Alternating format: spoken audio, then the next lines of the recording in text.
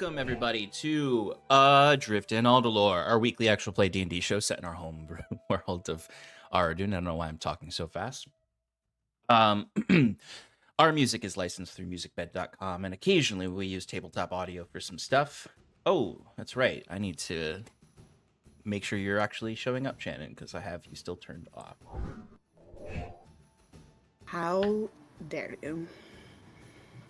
There she is. And I also brought you on screen. Oh, hi. How are you, Sean? I was very tired, but now I chugged some caffeine, so I'm really not tired now. Nice. I just pounded 3/4 of a jar of pickles, so I'm ready to go. Oh, yeah. Yeah, we all have our drug. Yeah. Yeah, this is... I already had, I've eaten the equivalent of an entire jar today. For sure. Hey, pickles are good. Oh, yeah. All that salt, babe. All right, let's talk about these street partners we got. Starting with Underground Oracle. They're a TTRPG publisher creating new worlds in the Cypher system and beyond. Their current focus is Foxfire, a science fiction TTRPG with a strong emphasis on high adventure and fun. Dang it, I read that wrong. Let me try that again. Their current focus is Foxfire, a science fiction TTRPG with a strong emphasis on high adventure and fun, full throttle action where you play as anthropomorphic animals who left Earth behind a long time ago to take their place among the stars. For as little as $3, you can become a member through their website and gain early access to this developing TTRPG and each of the other worlds that they create. Next, we have Eddie Yorke. He is our character artist. He's an illustrator based in the UK who makes art for games and books. To visit his portfolio and get in contact with him, visit eyorke.com. Last but not least, we've got 1985 Games. They create affordable, accessible, high-quality accessories for D&D and other TTRPGs. Sean uses their NPC cards and has for our entire campaign to create well-rounded, in-depth, and quite fascinating NPCs for us players to interact with. So if you are interested in those or any of their other amazing products, use the code paradiceprod for 10% off your entire order. Join us on Discord if you haven't already. VODs are up to date to episode 88. Either 88 or 89, I don't remember. I think it's 89 that I have to cut the fat from. 8 hours of trim fat. Yeah. So up to date till 88. And as soon as we get on that one, I will put the other ones up.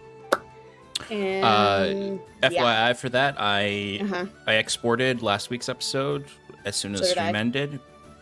Just because I realized, my computer ran out of memory, so the recording is not the whole thing. So I was we need this. I think you exported it, and then I exported it when I went to turn my computer off.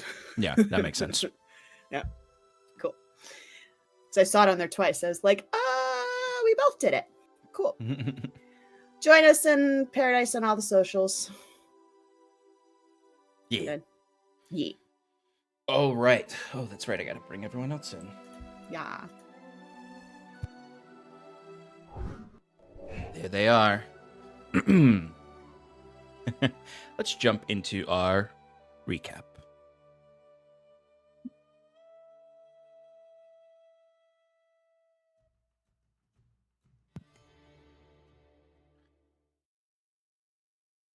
All right. Last we left off, Iron and Mana began making their plan to ascend the mountain after defeating the larval Dreadlord, the Scathulum of the Shadowfell.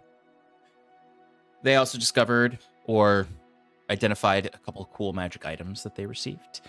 An interesting quiver, an interesting gem of light, a cool javelin, some weird ammo.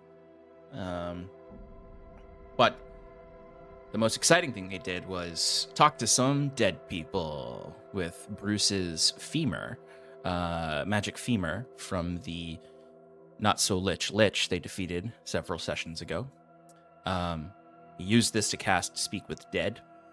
As he was casting these spells, he did realize that there was some sort of negative drain on him from this, as the object is not necessarily cursed, but is deeply difficult to use if you're not corrupted. So it has a corrupting effect to it, he discovered.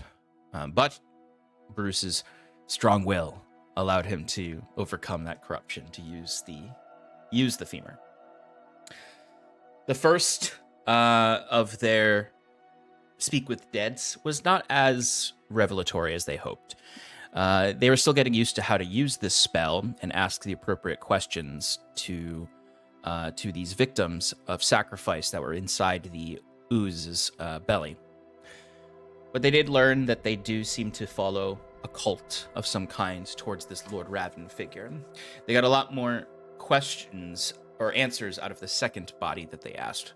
They learned that these victims were willing to be consumed by the Skaith Fulum. They called this act part of the Great Communion with Lord Raven and with some promised glory or promised afterlife, you might surmise. That their purpose was to suffer and endure this suffering of the world in order for a reward in the beyond. And they called it the Great Beyond, even, where that reward would be. They learned that this Lady Vanya leads these worshippers, cultists, victims, whatever you would want to call them, and that she alone speaks to this Lord Raven figure that they view as somewhat of a savior.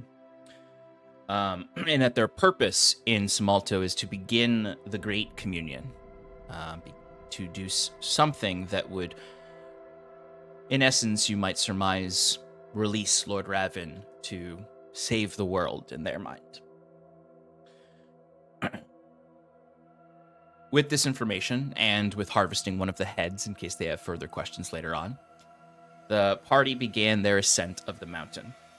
Thanks to Baron's survival skills and the help of the party, the climb went quite smoothly as far as the actual survival nature of climbing up the mountain, along with the rope of climbing that Bruce was able to give to Jacquette, and the fact that most of the party actually has quite convenient means of ascending a mountain. Abilities to levitate, abilities to fly, strong will. So they made their way up. There were some hiccups and some snags. There is some sort of forlorn force that has manifested as a strange, corrupted sky that was instilling some fears and doubts into the party. Perhaps an effect of the area, perhaps an effect of the herald on this landscape, that caused some interesting moments with Fyrn and Jacquette upon the second phase of the climbing.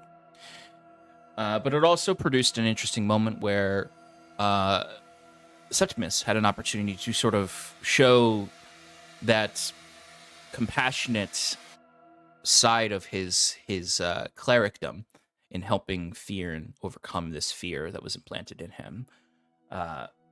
As you ascended, you also were able to see off in the distance the smoke of what you know is Mount Eld, which is a active volcano that you all know that Fyrn's brother had been spotted near in Saskia's scrying efforts.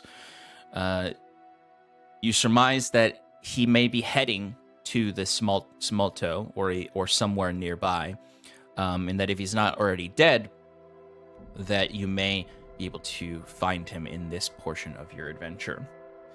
That was unnecessary, Sean. I'm just quoting you guys because you guys said if he's alive, he's probably heading here or somewhere near here.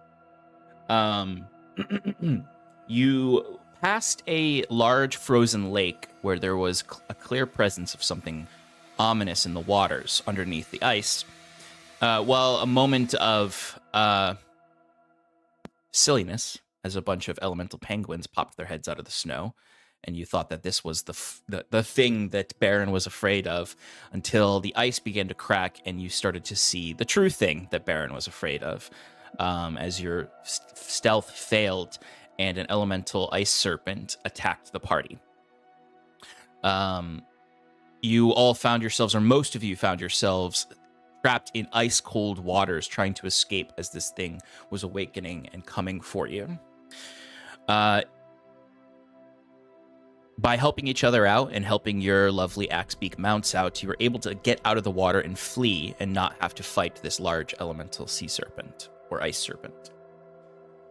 It was a bit of a taxing day, though, and you began climbing the mountain, but felt that it would be best to take a long rest before getting to the Pilgrim's Terrace, the entrance to Summalto. So Bruce was able to summon his tower in a convenient spot on the edge of the mountain, and you were all able to take a long rest. Upon awakening, you finished the last leg of the climb, which was easy enough to do with your supplies, your magic, and Baron's guidance. And you found yourselves at the end, or about midday, climbing over the edge of the stone retaining wall of the terrace. You found yourself on a large circular platform. There were caked layers of ice over everything. Icicles upon icicles upon icicles, and frozen banners that seemed to have frozen in their wistful state, covered in so much ice that you couldn't even see the colors or the insignia upon these banners.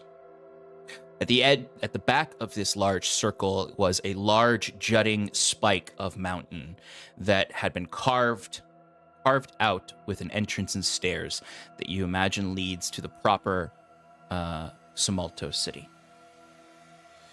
Now this is where we left off. As the party catches their breath from the climb and prepares themselves to enter what you've only heard is a city of the damned, and a lair of an undead ancient dragon. So, you all find your footing and gather together. You can see Baron right now is checking all of his supplies, and laying out a map on the frozen cobbles of this circle. Is there anything particular you want to do before Baron kind of gathers you all together? I don't think so. No. Sean, there was something I wanted to do, a prep in the morning. Okay. That I didn't. Wait. We're midday, right? Mm-hmm. Right now. Okay. I actually no, Sean, I wouldn't have been able to. Okay. So because we took advantage of. Never mind. No problem. One other thing that I forgot to recap from your Speak with Dead is that you learned that the cultists, or at least the cultists, view the Herald as an innate enemy to Lord Raven. Now, Yes. Baron proposed that might be something that they believe, but may not be true. Just sort of as a devil's advocate, saying these might not be enemies truly to pit against each other, but could be one and the same thing, or neutral to each other, to not take that word as absolute truth, because you all had discussed possibly pitting the Lord Raven figure against the Herald. You also talked about infiltrating this cult to try to use them to accomplish your means, because you imagine in some way you'll probably run into them while you're in the city, because they were also coming to this city, and they were going through the path that was quicker but had more danger to it. So in some way they may be here when you enter the city. Sean, I'm going to reach into my backpack and pull out a torch, and I'm going to basically set up like one of those units of blesswort that we got, and just like prepare it, not lighting it, but like basically wrapping it so it'll burn on the torch, so I can like light it in a pinch if necessary. Absolutely.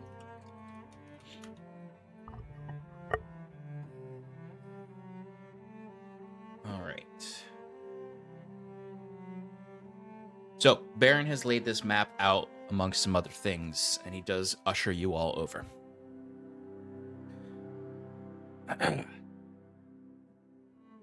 So this is the map that I use when I come to the city. I made it myself to understand where the districts lie in relation to each other.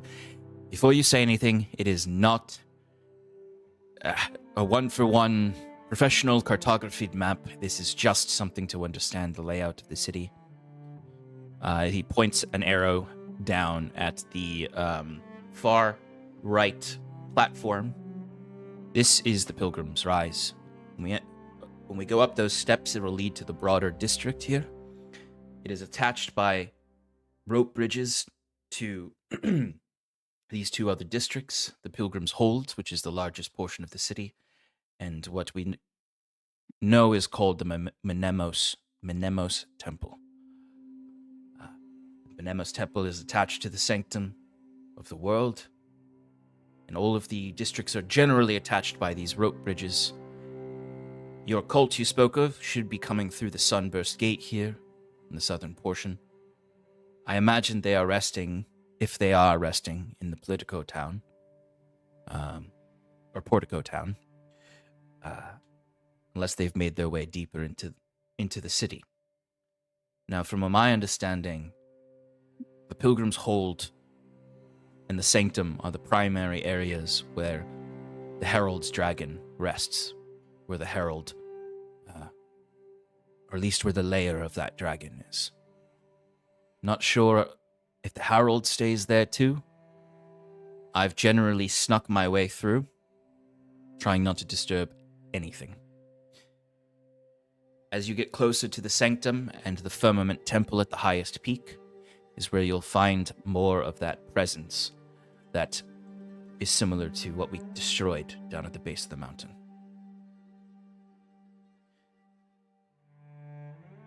So, we can maybe assume that this Lord Raven exists up at the Sanctum. Possibly. From the information we've learned from your Speak with Dead, I imagine Lord Raven's presence is somewhere in those parts, especially if they've come here specifically seeking that out. Obviously, I'm not sure what that means or what they intend to do specifically. If you're correct and they view the Herald as an enemy, perhaps they've prepared to deal with the Herald in the same way I know you all have been plotting. So, regardless of what the alliance of the Herald and this Raven is, Cultists may be thinking that they need to take down or trap or avoid the Herald to get to what they need. So maybe it's not lost to pit them against the Herald, but who knows what the Herald will do if it has any sway of this Lord Raven cult. Right. Last we spoke, Sigil mentioned places of power in Summalto. I'm not sure. I mean, I know what he wants us to do, which seems to be not as important, but maybe he has more information about the city than we know. Should we try and get in touch with him and see if he can help us? He did say that he would have more information for us when we got here, specifically which candles to light where. Mm-hmm. You think it's worth making contact with him? Yes, now? definitely. All right. He may be waiting for you to reach out. Apologies. Remind me again where you mentioned that the cultists would be coming through the Suncrest Gate or Burst. Sunhurst Gate. Where are we approaching the city from again? The far right The platform. unmarked. The unmarked platform on my map is my place, my zone. No, we are Thank you. entering the far right platform. We're on the very edge of it right now. Okay, thank you. Fyrn, did you... well, this is Shannon asking Clayton. Did you tell us about your visions of the temple and, like, describe the temple to us?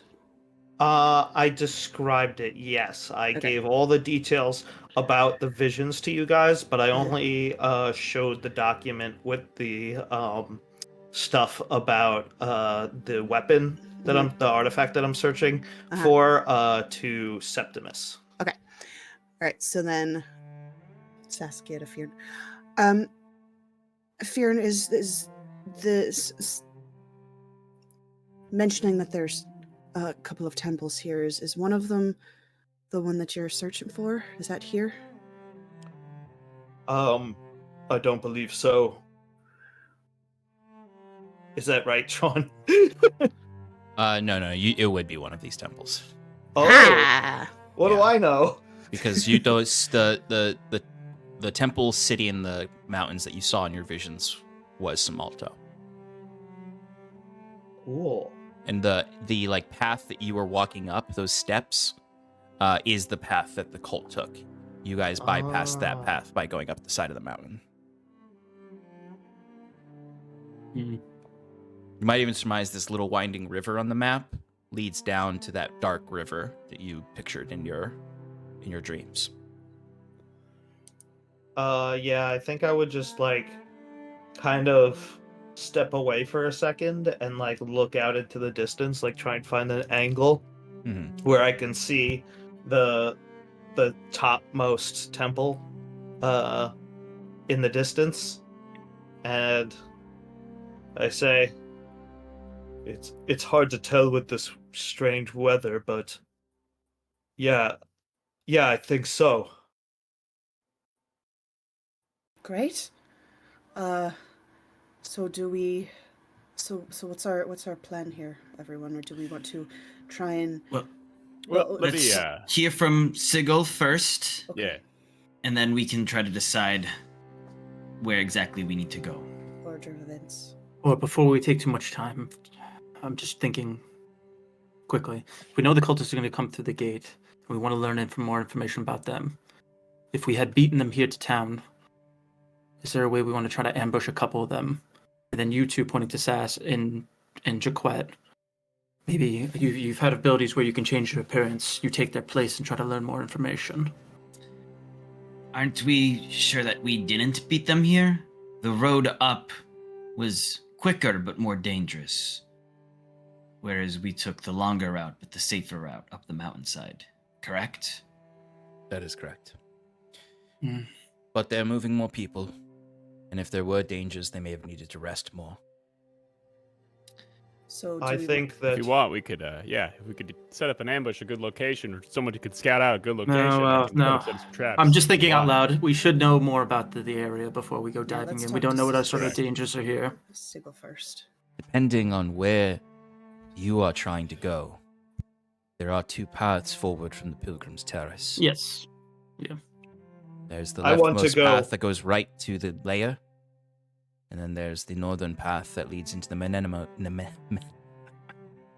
Menemos. are you, me? anemone.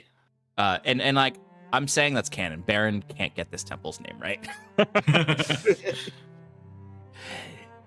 The northern temple has another bridge that leads to the Sanctum of the World. Still have to go through the Herald's territory. If you need to get to the other temple on the left-hand side of the city, or if you need to get to the Firmament Temple, which is the highest peak one, and he looks over at Fyrn gazing. Seems like I'm still looking at the Firmament Temple. He is drawn. That would be the quickest path that avoids most of the city, which may avoid the cult altogether.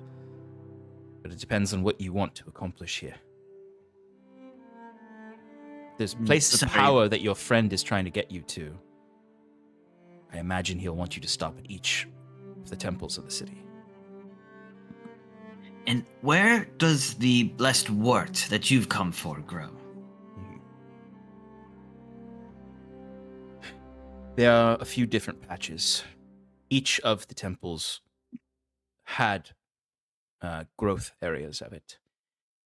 The Firmament has the most, and the most intact.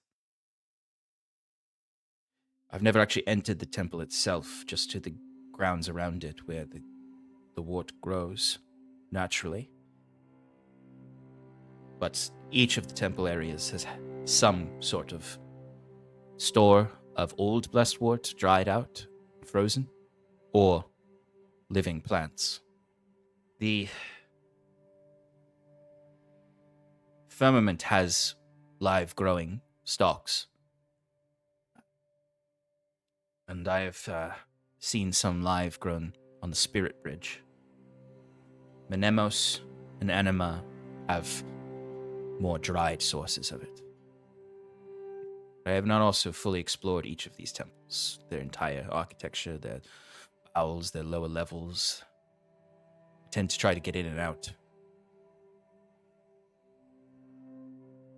Take what I can and leave. This will probably be the longest I'll ever spend in this city, in its current state. Oh, who knows? Maybe after we've saved it and rid it of its curse, you'll be the new mayor. Don't think I want to be the political leader of a It was city. a joke. Okay. Master Huntsman, maybe? I don't know. And likewise, I was being facetious. No, sorry. I'm the only one allowed to be funny around here. Anyways, how about that message to Sigil, huh? And Bruce is like, midway, like trying to light it. Bruce, it's really hard to light it out here. But you are able to get it. Maybe someone has to do a little barrier for you. But you're able to light the... Sal just... Yeah, right. Hey, Sigil. We're at Summalto. Please give us more information on what you need us to do. There's Thanks. a lot of quiet silence in the air, Bruce, as you're like, come on, buddy. Yeah. You add It's not you could add late. 2 come-ons and a come, and then you'll have enough. Wait, this is midday, right? Come on. Yes. Yeah. Sigel's definitely giving a lecture, and she just hears Bruce in his head, and he's like, "Oh, 1 second, class." He's like giving a tour of the library to prospective students. Yeah. But the entire he's had a week of regular university schedule, and the entire time he's just been like, come on Bruce, send me something. Please hope you didn't die. I won't scry on you because you asked me not to. I shouldn't be so polite.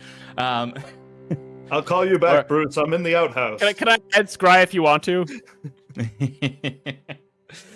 If you can add scry if you want to. Yeah. And You can scry if you want to. You could scry. you all would feel some sense, like Bruce, you would feel a sense of like a scry being cast on you that you can choose to fail if you wish. I will choose to fail. Okay. The Herald! Yeah, suddenly a dragon just comes down. It's me and the Herald, The scry happens, and then you all would see, kind of all at once, a ton of the ice just breaks. That's been caked onto the railings at the side of this semicircle platform. And off of the flags, it all kind of shatters at once, and the flags will start whipping wildly. And you can see now that they're actually multicolored. They have they're almost like a rainbow of flags that's all kind of lining up this semicircle. Although a lot of them immediately tear off of their posts and fly out into the distance, into the mountain down below. But all that ice then, in the Two Towers when Aragorn. yeah, like the flag of Rohan flying off of the flagpole to signify the fall of that empire, of that kingdom. Is that what that meant? Also completely on accident. Flag ripped off on its own, and then they decided to incorporate it into it. Anyway, the ice then turns into sort of a sleet storm. Some of you kind of have to cover your eyes as you're getting little pieces of ice flying in your face, and then seizes into the shape of Sigil in the same way the fire of your tower turned into Sigil when he first projected himself to speak with you, so that you don't have to use 25 words. You can see like all the definition in the ice, but it's essentially like an ice sculpture of Sigil that is walking. And he walks up to you, Bruce. And you can kind of see he looks around and... Oh, dreadful place. Did it used to be nicer? Was it nice at some point? It was. It was. But I'm happy to see you all alive, and that you've arrived here. There's a lot that could be done to help this city return into the fold. I surmise you want more information about my task for you. Not so much the task itself, but the city, the inhabitants, any sort of lingering threats, secret passageways to help us be mobile. But also the task too. The city is, as you know, part of the ghosts who haunt it is damned. You already made it this far into the haunt, so you understand the way this world works. This place, it's different from outside. The most important thing to remember is not to let your soul slip from your body here. Because you will not return to your body. The spirits here have their way. I imagine whomsoever lived in this city is now still serving the city, but in a more foul and corrupted way. So you will find the denizens of this city unfriendly. And you can see he kind of like turns away from you all and walks towards the stairs. And you see he kind of like raises his hand up and he gets to like the stone. He actually gets to the stone you can see that was carved away of the mountain. And he just kind of runs his hands over it. And you can see now, like, as the snow kind of and ice melts away from it. And it does like melt away. Like Sigil is melting it. You can see that underneath the ice are these innumerable carvings. And if anyone gets closer to Sigil looking at this, you can see these carvings are, for lack of a better way to put it, graffiti. It's just like pilgrims passing through have carved messages, their names all across this wall. Each name here represents a potential enemy now and a soul to be freed.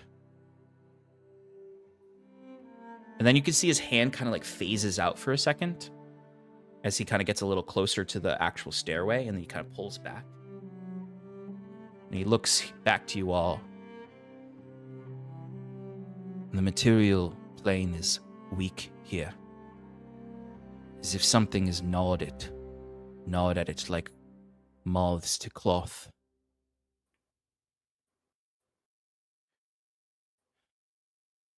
Something has seeped its energy into this land. Sigil. Shit. What do you know of Scathe Fulum? Have you ever heard that term before? Dreadlords of the Shadowfell. Sentient manifestations of consumption. If you came across, looks like some sort of cult, worshippers. They were trying to resurrect a Scathe Fulum, bring it into this world. We dispatched of it, but the magic must be lingering here. The Shadowfell is a cancer that pushes its way and weasels its way into other planes of existence to corrupt it with rot. Consume it. The weakness of the planes here would be that damage. Means that there may be fractures, portals to the Shadowfell throughout this city.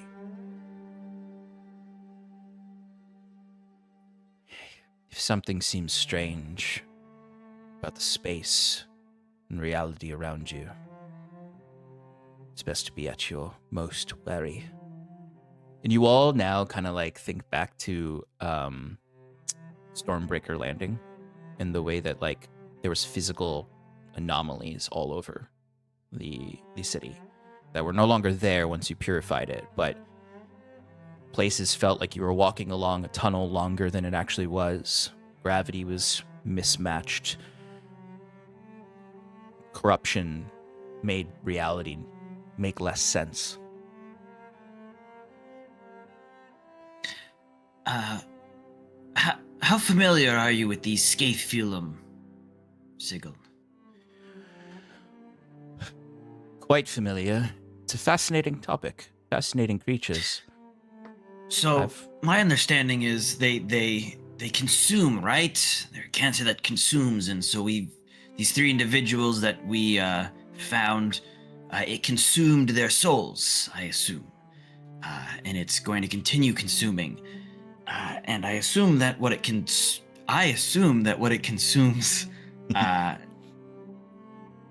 can strengthen it, right? So a more powerful entity that it consumes, the stronger it gets. That would match up with the research and the understanding of the creatures. So,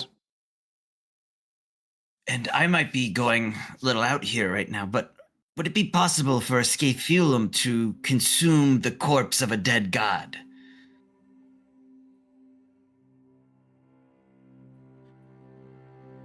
I imagine it's similar to a whale fall in the ocean.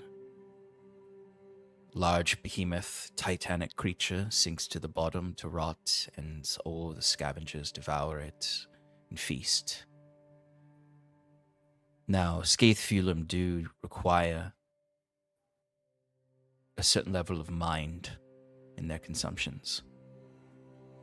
But a god's corpse, parts of its sentience linger around it. It would certainly be a dangerous thing for a Scathefulum to eat away the roots and bones of a god.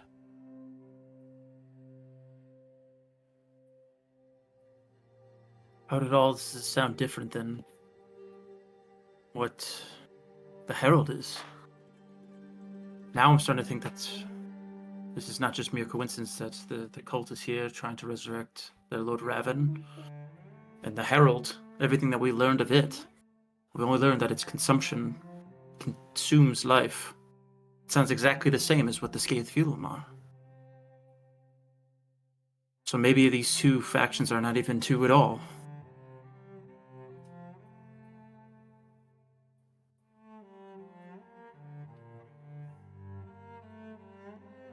From my understanding, the Scathefulum develop personalities out of what they consume.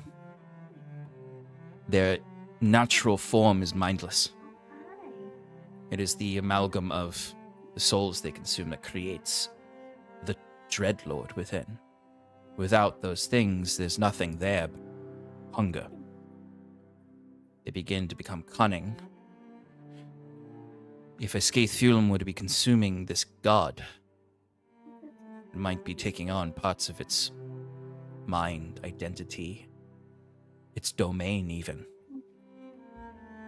And if this herald served that god, or serves it, they might find themselves to be friends. Though friend might not be the right word for it.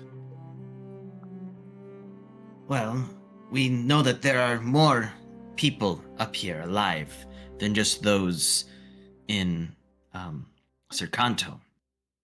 And they've seemed to be whipped up into this cult of the Scathefulum who goes by the name Lord Raven, so...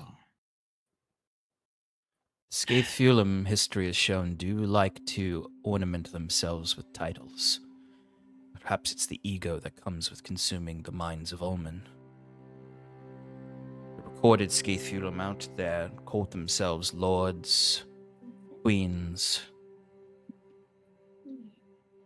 There's only been 2 recorded Scathefulum found in the material plane in recent memory. Back in What would those Gwenvalir. be? That's why most of the research is from Gwenvalir, because there were 2 encounters. One called Myas, who seemed to be connected to the old wayward one, and another that had found herself a little empire in the city of Gristram. Sounds like great stories for another time. The places in Gwenvlier that were affected by these creatures have permanent scars from it. Whether it's the people themselves who underwent the tortures of them, or corruption of the land itself. There's an entire district in Gristram that is woeful and harbor for hatred and the worst of Ulman.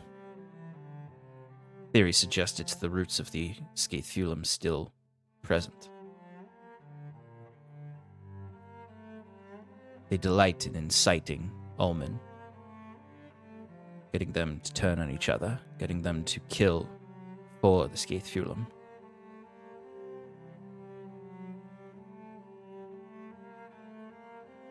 These creatures desire nothing else but to harm Ulman. Sound like great guys. They're the closest, if not the true representation of absolute evil in our multiverse.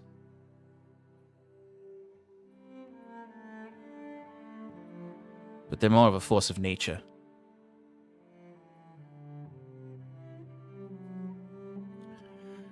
That doesn't sound like anything natural about it.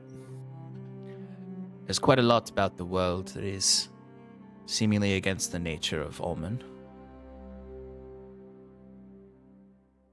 The gods are strange.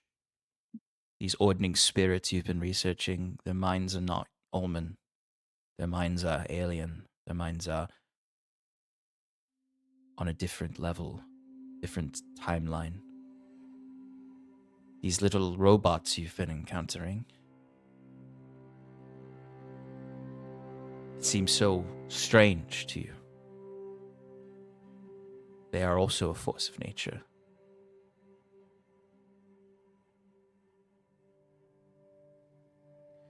But anyway, when you enter this city, there will almost certainly be spawn of this Scathulum, if your theories are correct. Whether that is extensions of itself that take the form of oozes, controlled, animated bodies that also serve as extensions of them. Rifts to the Shadowfell, which can bring in all sorts of desperate souls and other creatures of consumption. Scathulum retains some level of control over those that they infect. That's the way that this Maya controlled an entire village. It's the way that this other Scathulum controlled an entire assassin's guild. My dreams, they lead me to that temple up there in the north. Whatever power there is in this land, it all stems from there. Whether it's the Herald or this Einso that Mother Fine calls it. I think that whatever the Scathulum want, it's gonna be there. It's also where I think I might find some answers. The Firmament Temple. These candles that you gave us, they're meant to help you in some way, I understand, but are they worth risking our lives and risking the Scathulum getting to this power first? The Firmament is a temple. My understanding of this city is probably the last remaining vestige of its former self. The powers that draw you here still draw you here, which means that they still hold sway there. Einso, from my understanding, is a reaper of sorts, a caretaker of souls, said to have been one of the original inhabitants of this land. Yes, he led these masked priests, I assume, or journeymen of an old order to give their souls in that temple. I've seen it in a vision. The firmament might be the safest place in this entire city, if his spirit is protecting it from the Herald and the Skaithfulan. Perhaps this cult is meant to empower the Skaithfulan to break that hold. If Einso, a caretaker of souls, has been protecting souls in that district, what a feast for a Skaithfulan.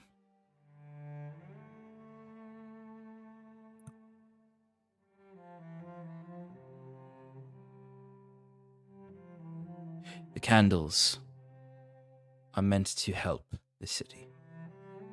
They help me, yes. But they can extend another force here. Spirits that once would have called this place home. It can begin to repair the city's fabric. Begin to repair the breaches in the material plane here.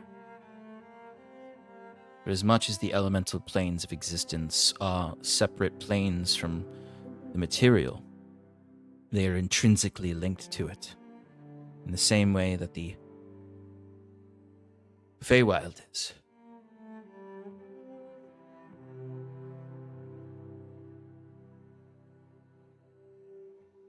So these candles will help.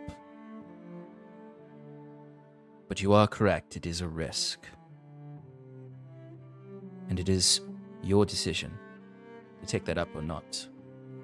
Of course, I have no way to compel you.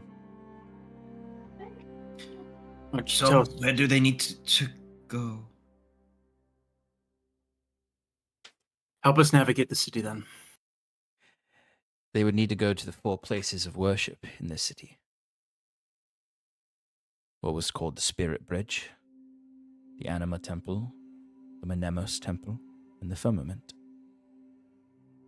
lit upon the altars within those temples.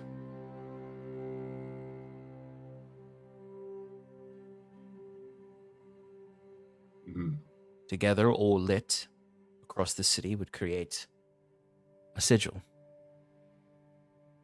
Like your name. Are you? I understand the humor of it. That would begin to empower the natural spirits here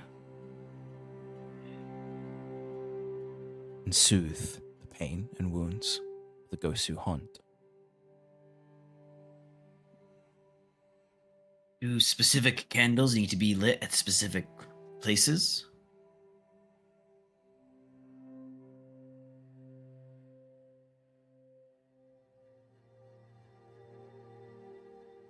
They would work without being placed in a specific order, but what would be strongest? And he kind of looks around and he's just like, as I presume you already understand the candles a little bit since I gave them to you. Yep. 2 from Din and 2 from Io. Those from Io would do best in the Firmament and Mnemosycbed. Those of Din would do best in the Spirit Bridge and the Anima Temple.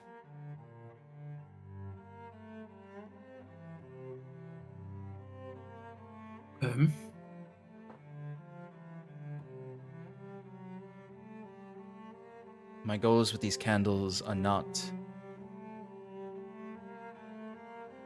as you might think from their nature, to summon forth some great power, but similar to the Skaithfulan, to open a way, but for healing as opposed to destruction. Transformation.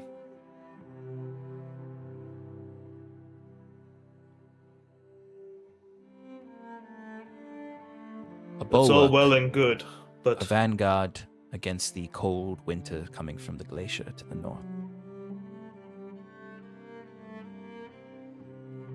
I think that you may have brought us, something here, a chance, something that might lead this land to salvation, but the firmament is our main issue.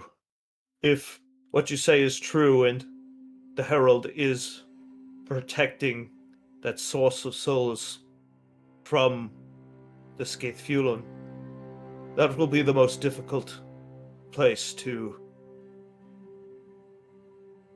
create this phenomena, finish the sigil, and we might need some way to possibly sneak around instead of fighting directly. Oh, I'm sorry. Did Wait, what? Fyrn just suggest sneaking around? My friend, now you are thinking. Fyrn kind of chuckles a little bit and says, "We each have our strengths. If we plan on lighting these candles to weaken our enemy's forces, we must find some way around without defeating them outright. True. Maybe you can help us with this. Are there any secret passages or some other method to get there?" My understanding of the city, it is riddled with tunnels, passageways, but it is also still a city atop a mountain. These bridges are what connects peaks. Well, you only need a bridge if you need to walk. If you have a means of flight, I suppose, or teleportation, that would be the most convenient.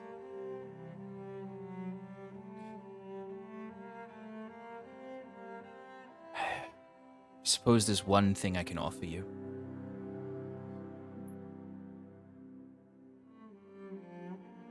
And he walks over to one of the areas where some of the ice is still intact, and he finds a particular icicle that's large enough, maybe, for what he asks. He wants it, and he pulls it off. And then he holds it in his hand, and you can see it immediately changes and transmutates from ice to stone, actually.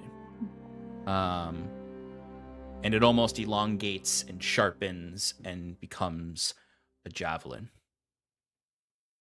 Oh, And he holds it and he says,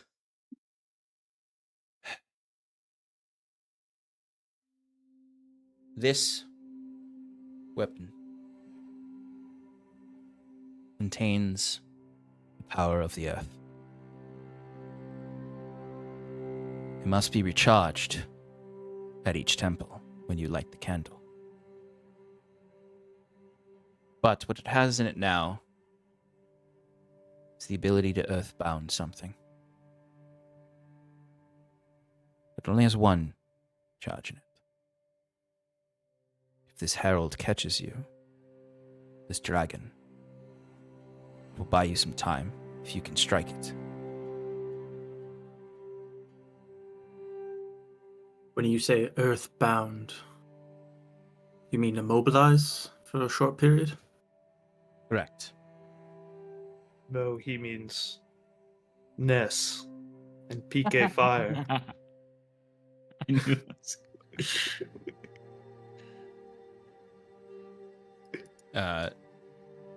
Siggle's Who like, wants to I wield don't get this? that. I don't guess get he that kind of reference. just Oh my god.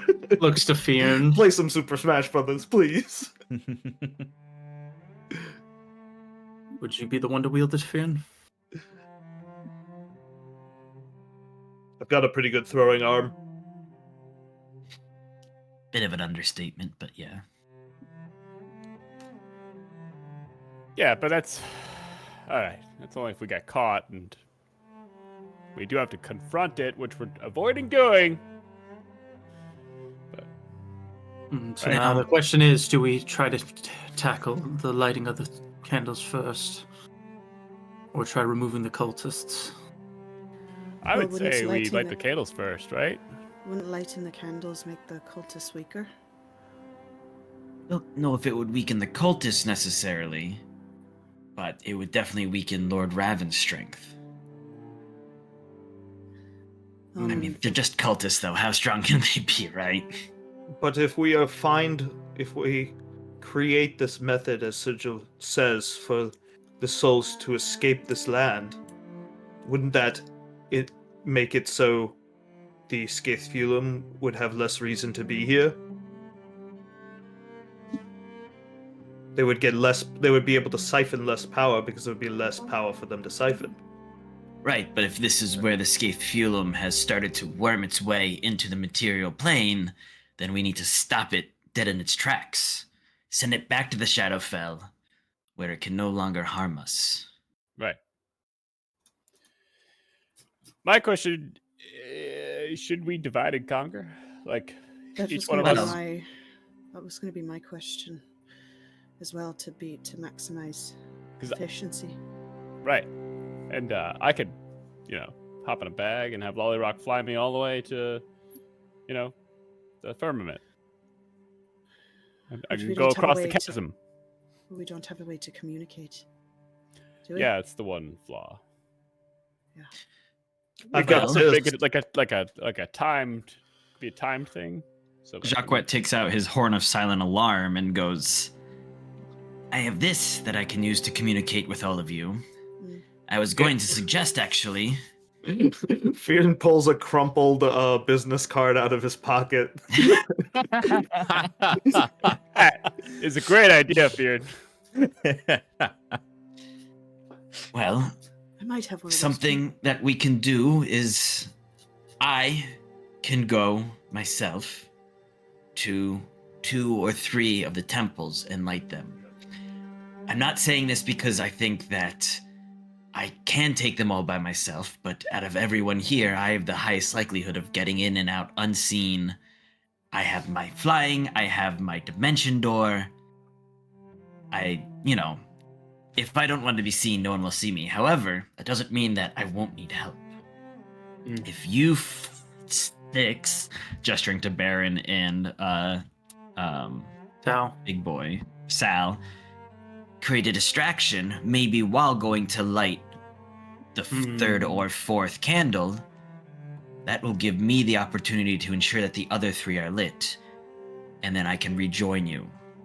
Now, if the DM decides this to be like an actual combat, there's no way I could get from 1 to 1 without you all dying. But if it's like a little more abstract in the time frame, I think maybe this could work. I also have that dimension door. Well, hold on. Do you want me to cast Commune and ask God? God, will that work? You can the ice form of Sigil still has the mask on, but there's just sort of like the way his head looks at Septimus is just like so like quickly like, what did you just say? I see your divine studies have progressed, Septimus. It's opened my eyes. Careful what it shows you. Monotheism. Like I said, the divine are alien to the Almond mind.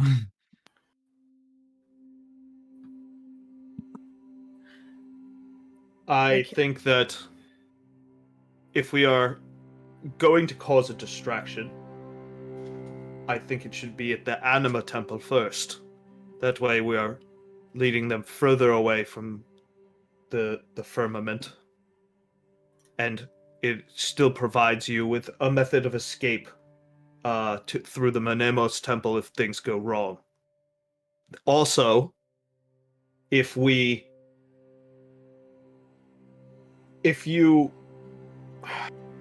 just thinking, if we plan on going to the firmament, if that's the most dangerous place and we want to group and handle it together, if we're going to have to fight through that, we're going to need we're probably going to want to do that last. Wait, sorry. I want to clarify something because I think I got my notes mixed up. We were told that the concentration of Lord Raven was in the Firmament Temple or the Sanctum? It's not. Sanctum.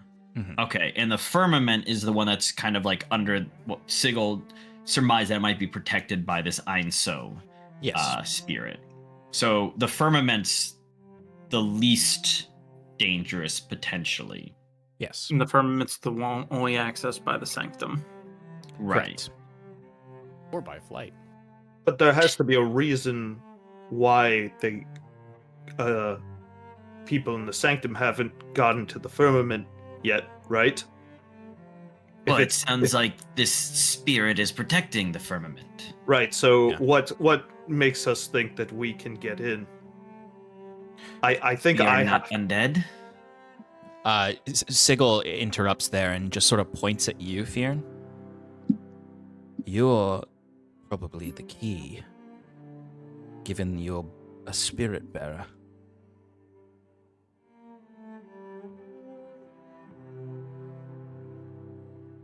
Right. So, how do you suppose you're going to get me over there? Well, so let's revisit what this about this? plan. And then Bruce just takes out his like a stick that he's been giving you guys to cast flight on yourself. Mm-hmm. I thought it was your all-purpose tool. Oh yeah. In the morning, I switched it over to a stick. to a so I didn't stick, have to okay. give that up.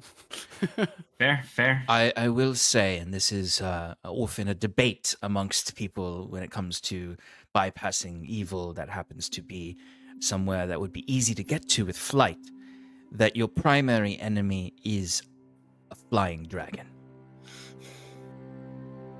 Now you have this javelin I'm giving you that may give you that time to get there via flight, but you can't take the eagles to Mordor. You can try. So has here's anybody my tried? thinking. So I understand what you're saying, Fyrn, with trying to lure them over to the Anima Temple, but would it make more sense for you all to go to the Menemos.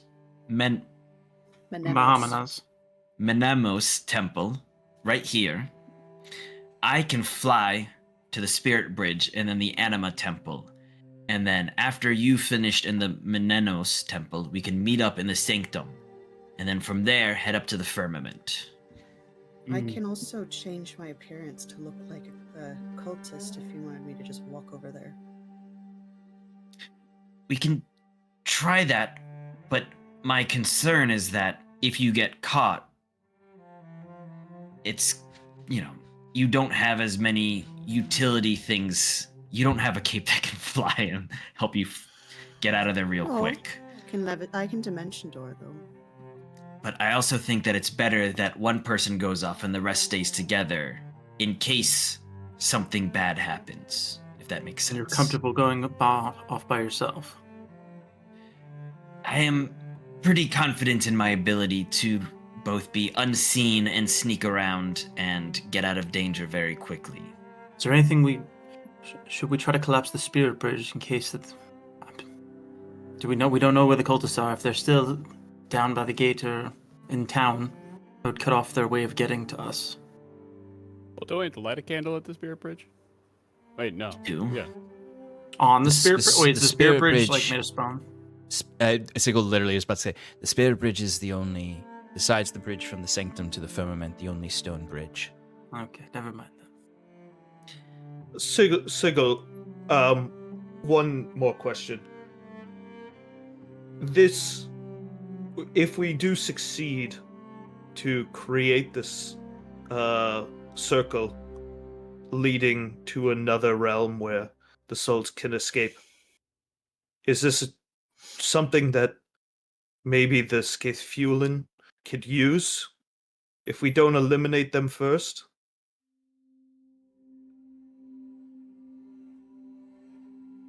There is some risk if you don't complete the task, the Scathulum could take advantage of the openings to the elemental plane.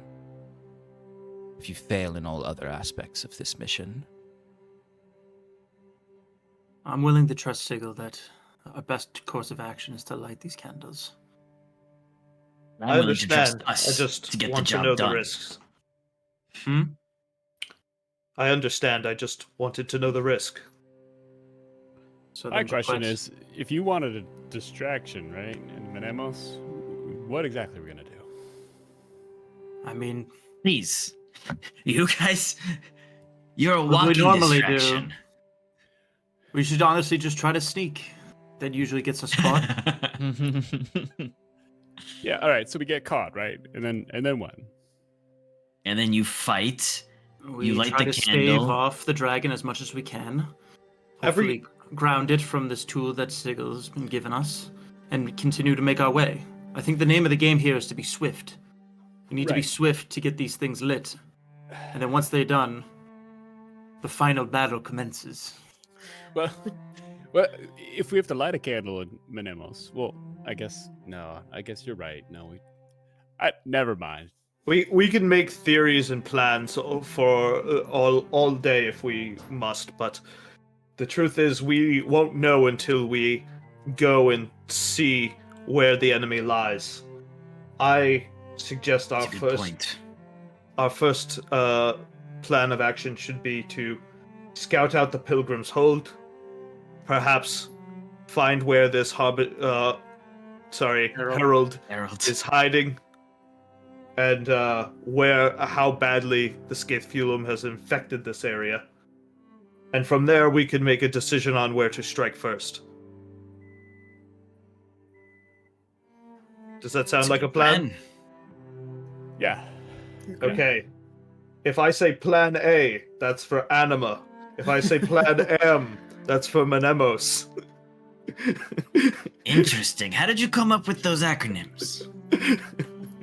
I'm not sure. It just came to me. A flash of genius, if you will.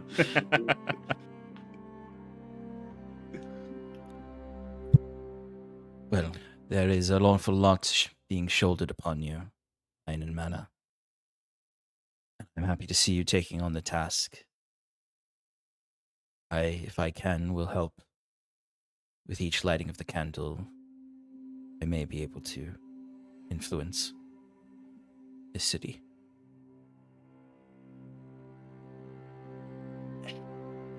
Jacques was just like kind of eyeing Sigil up and down. Like in his head, he's like, how powerful of a wizard or sorcerer would you have to be to influence something not across the world, not even close to that, but several, I assume 100 miles away? Mm-hmm. Well, we welcome any help you can give us.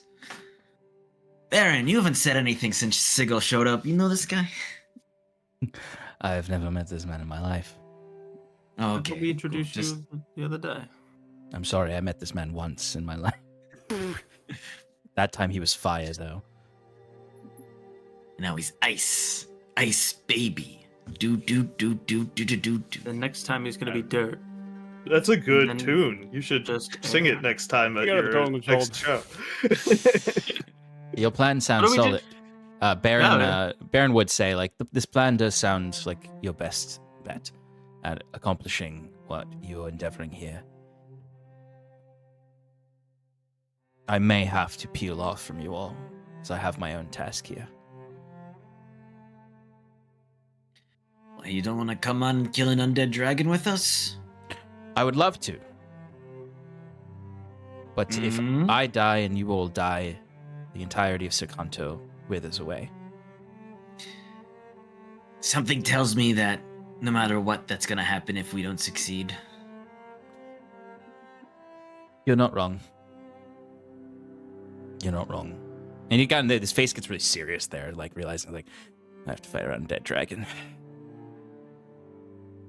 Hey, Baron, if you need to go get the buswort, though, could you get some for us as well? ostensibly. I don't know. He said the blessed word was in each of the temples. A version of They're blessed like- word is in each temple. The most is at the firmament.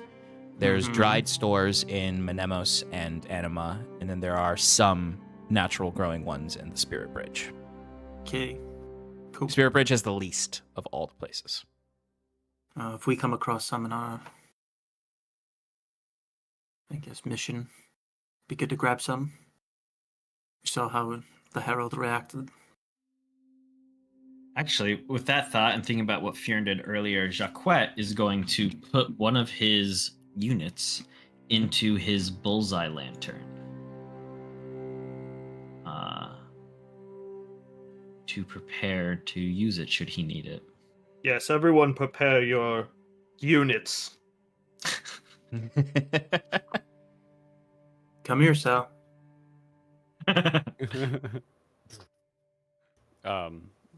Are we, prepping here? Is this like a moment of time where we could prep?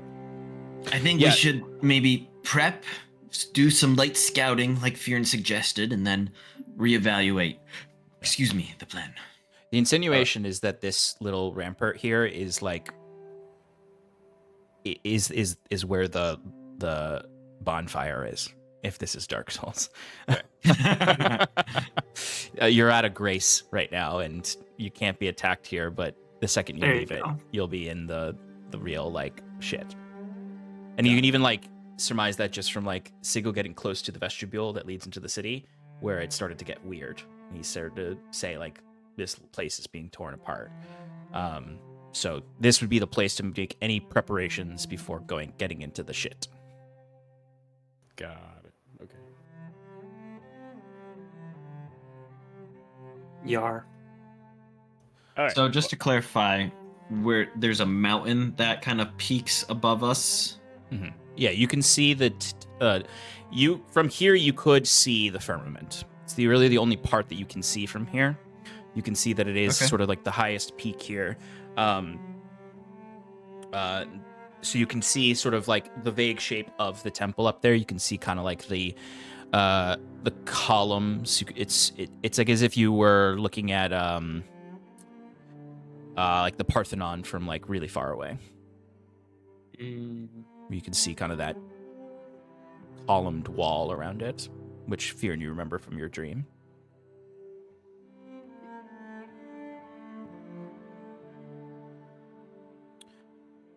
Septimus, were you planning on communing, or is that just a joke? Oh no, that was just a joke. And what of our mounts? Are the streets in the city wide enough for us to use them effectively? As beautiful creatures as they are, they may inhibit your ability to sneak around. Hey. We do have a lot of ground to cover, though. Would certainly make you faster. And if the dragon is chasing you, you'll want that speed.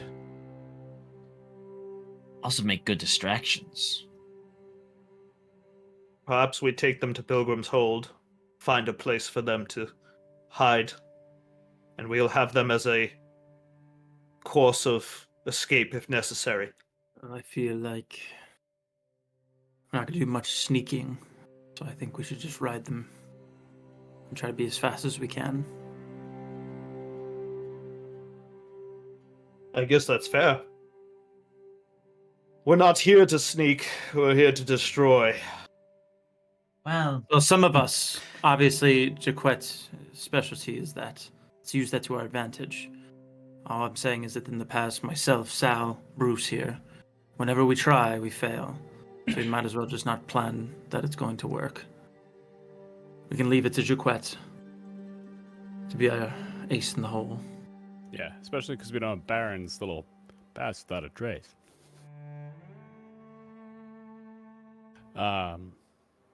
Sean, I'm gonna do two things during this time while everybody's talking. Bruce is gonna sit on the ground, open his bag up, and he's gonna his hunk of metal that is essentially a giant bomb.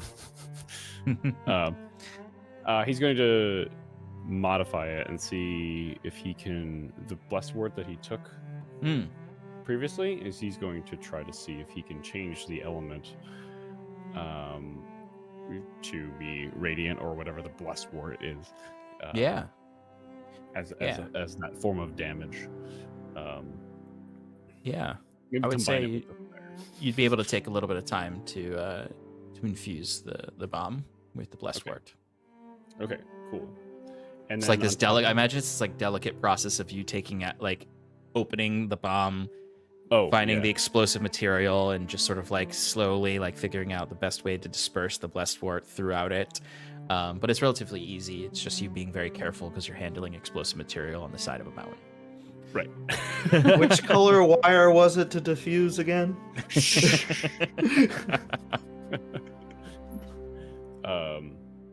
Yeah, and then I'm gonna make another trap, which is just a restraining trap. Mm-hmm. Yeah. So, put a bunch of bolos in a box. Good old-fashioned restraining trap. Yeah. Not as good as a restraining order.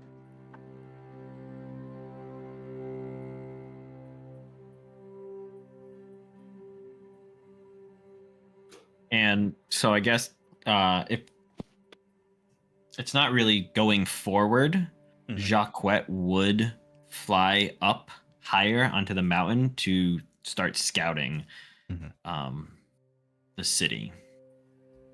Okay, you can give me a perception check as you're looking over the city itself. All right, I will be using my telescope, my spyglass. Which I think that gives you advantage, doesn't it? No, it just means that I can see things. You have a better field of vision. You can see more specifics. So I can, if you roll high, I can give you more specifics versus just a general overview. Yeah. So that's going to be 16. 16. Okay. So when you fly up to be a little bit higher, so you can peek over this vestibule wall of rock, spiky rock, you can now kind of like, generally speaking, see the layout as it relates to Baron's crude map.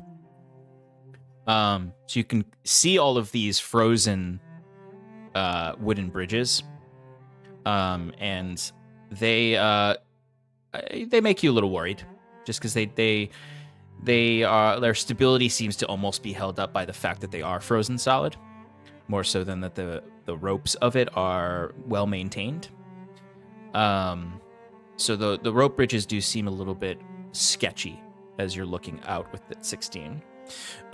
You do see that I think probably the detail that stands out the most to you is that the districts seem to be littered with these spectral headstones.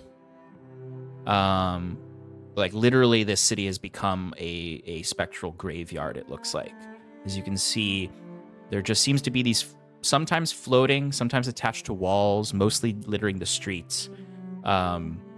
These like white apparition headstones is the best way you can describe them. They literally look like headstones. You are able to spot, one, when you look to the Pilgrim's Hold, you can see that it seems to be made up of 3 clusters of buildings that have their own like contained courtyards in the middle. One large one that's at that kind of like southern chunk of it, and then 2 that are in those kind of parts that jut off towards the 2 temples. There are like 3 clusters of buildings. And then a courtyard that leads to the steps that lead up to the sanctum. And you'll notice that this it seems like if you're just going straight through from the Sunburst Gate to the sanctum to the firmament, that's where all the stone bridges are. Everything else is connected by these rope bridges. And with a 16, you do notice very, very, very faint smoke plumes coming from the southernmost cluster of buildings with a courtyard in the Pilgrim's Hold.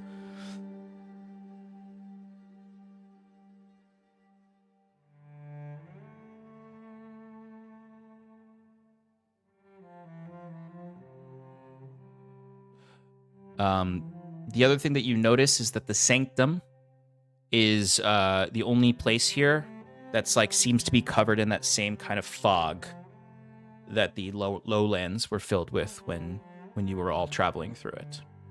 The Sanctum is fairly difficult to perceive into. And it almost like crawls down the stairs to that northern courtyard of Pilgrim's Hold. But Pilgrim's Hold is not caked in this fog. There does seem to be a little bit of a presence of it, but it's low to the ground and not obscuring the whole district, whereas the Sanctum right now is fairly obscured. Do I see traces of that Scaphiolum ooze? So when you look with your telescope, you don't see particular ooze clusters. You surmise that it might be that it's like in crevices within some of the structures, that it maybe finds itself in low recesses, and not necessarily like hanging off of the buildings or anything like that. But I'll say, as you're looking for the actual like presence of the oozes, you do very clearly see marks that indicate the presence of a dragon having like moved about this area. You can see large claw marks sunken into old roof tiles, cracked ice where there are draconic like footprints. The dragon does seem to move about these central areas, but not really the other parts of the city. You don't really notice it when you look over towards the Anima Temple or the Menemos. It's mostly these markings of the dragon are in Pilgrim's Hold, and you assume in the Sanctum, though you can't see the details there. Portico Town has a large peak of the mountain jutting out of the middle of it. So on the crude map, that circle is the mountain continuing upwards. So that one is more like on the mountain is clustered buildings, and then the exterior is similar to the Pilgrim's Terrace you're in right now, where it has a railing and kind of just looks out to the mountain itself. That doesn't have as many markings of the dragon because it's just very small. The dragon probably is not moving through that as much. And I think Jacques would take some extra time, especially with the spyglass, to study the Spirit Bridge and Anima Temple to kind of make sure that he has a good idea of the layout, especially ways to get in from the exterior, like flying up from below or coming in from above. Absolutely. I can give you a little bit more details of the Anima Temple then, since you're spending some time with it, with the spyglass and the Spirit Bridge. So the Anima Temple and the Menemos Temple both have a very, very, very similar architecture. They are, the buildings themselves almost look like drums in the sense that they're rounded stone walls that have then a dome on top. You notice that the dome is semi-collapsed in some areas, so there may be a way to get in from above. They both have big, vast, grand entryways that don't actually even have like doors on them. They are just huge, huge square entryways that are meant to be grand. The Spirit Bridge is an interesting looking structure because it looks more natural and elemental than the rest of the carved stone. There seems to be a natural stone bridge that was there that has either through magic or the presence of spirits been manipulated to almost have grown more rock clusters off of it, like crystals forming. So there are these huge like jutting spikes of rock off of it to create almost like this pathway that then has this like splay of rock on the left and right. And you can see with the spyglass that it's littered with small shrines. Like it reminds you almost of the elemental temple in Hyven, the way it had all those tiny little nook shrines with little candles and little spirits in them, that Saskia destroyed. This has a similar, but like to a magnitude of 10, where like even all up these like this like these juts of rock, like the temples go up the sides, and are almost put on top of each other over and over and over again, kind of like really really old cemeteries where they were losing plot and they just started to really kind of be on top of each other. But there is a like clear singular path that leads through it that's large enough for a wagon, as the sort of byway of it. But you imagine that this was an area where like you get to the portico town, that's where you like rest, and then like you go and take the pilgrimage walk along the spirit bridge, where you pay your respect to certain shrines before you get to Pilgrim's Hold, which is the primary city, if you could call any part of it actually like a city. It's the Pilgrim's Hold. This place is nothing like the capital or Domuzerum. It's clearly, this is not a residential city. The people who lived here full time were mostly monks and people who were in some way servicing or helping those monks. It's mostly a pilgrim town. All right. So Jacquet will go back down to the group and explaining what he saw. So it looks like the sanctum is where we'll, as we know, find Lord Raven, the Herald, most likely, and his dragon. It's shrouded in that same fog we saw traveling from Stormbreakers to Sercanto. Impossible to see into, unfortunately. So I can't tell if the dragon and the Herald are there right now or what that even looks like. But for the cultists, it looks like they've made their camp in the Pilgrim's Hold, which is divided into 3 sections, 3 areas of habitation, and they are in the southernmost, right by the Spirit Bridge. So to get to the Spirit Bridge, you'll either have to go from a different angle, or if from where we are right now, you'd have to walk right through the cultists' camp. The 2 temples don't seem like there's anyone there. Quiet, large, easy to get into from the looks of it. Though that also means that the dragon could probably get in there too, and you wouldn't be able to hide from it inside. I just sent you a picture of like a really rough drawing of the way those clusters of buildings are oriented in Pilgrim's Hold. Okay. Mingled amongst those kind of like 2 alleyways in the outer streets are like the detritus of old tents and carts and less permanent structures that once existed here, amongst these 3 permanent sort of residential structures. So here's a map I just drew. Better than Baron's. Baron kind of like peeks over at it and goes. He doesn't make a comment. He just laughs to himself. Cartography's not so easy, is it? Never claimed to be a cartographer, did Neither I? Actually, I'm pretty sure you introduced yourself. Hi, my name's Baron, and I'm a fucking cartographer. I'm just kidding, man. He smiles at All in good fun. I mean, I know you're pretty dead set on lighting all these candles yourself, Jacquet, but since Not all of them. Not okay, right? You're not all of them. But if we made our way here to take the cultists on head on, while you go to the 2 lesser. Again, I don't know if we need to take on the cultists. Then you want to sneak past them? Is that Bruce, what were you I don't- saying? What was your idea? Oh, thank you, Saskia. Well, I figured that the people that could travel but are not as sneaky maybe go to the temples that are abandoned, and then have Jacquet light the other 2. So, again, it sounds like we can't get to the firmament without Fyrn. And the only way to the firmament is through the sanctum. Aaron, Unless can we you fly. confirm or deny? Unless we fly, which has its own issues. So then we're gonna have to fight right through the Herald. But Sigil said that for each candle we light, he can potentially influence this place and maybe help us. The level 20 wizard that he is. And our gloom, our torches things, will help us through that fog. Right. And which building did you say that the cultists were residing in?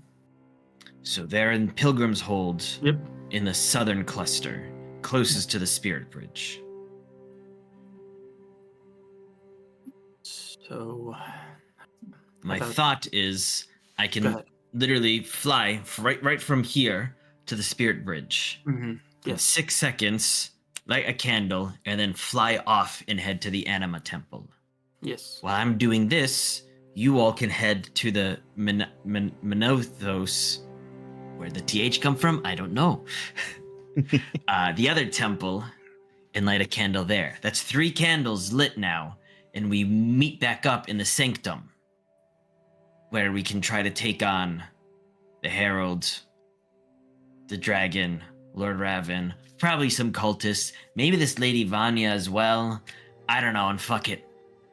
Why don't they just throw in, like, some, owl Some black bear? ooze. Oh.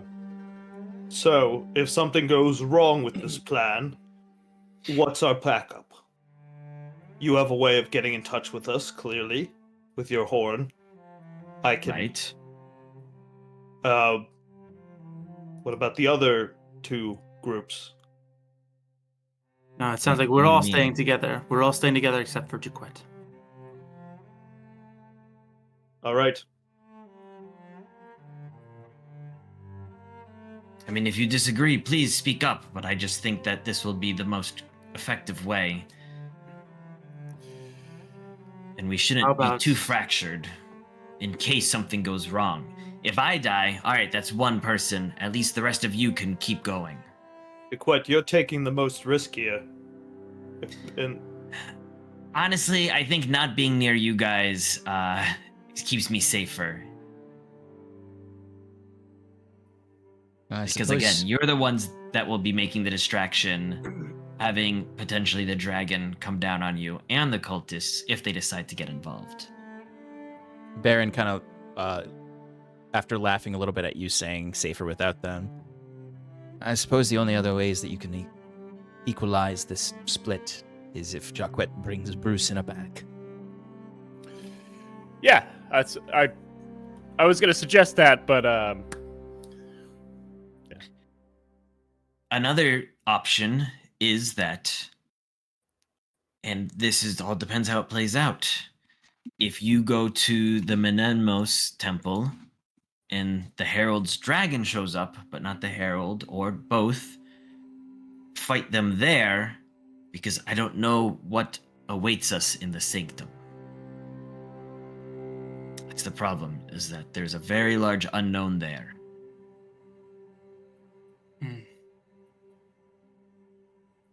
It's true. should we have like wait, so you have the horn, Jaquette, right? Yes. If you if we see the dragon, we could notify you. Well, I could notify you.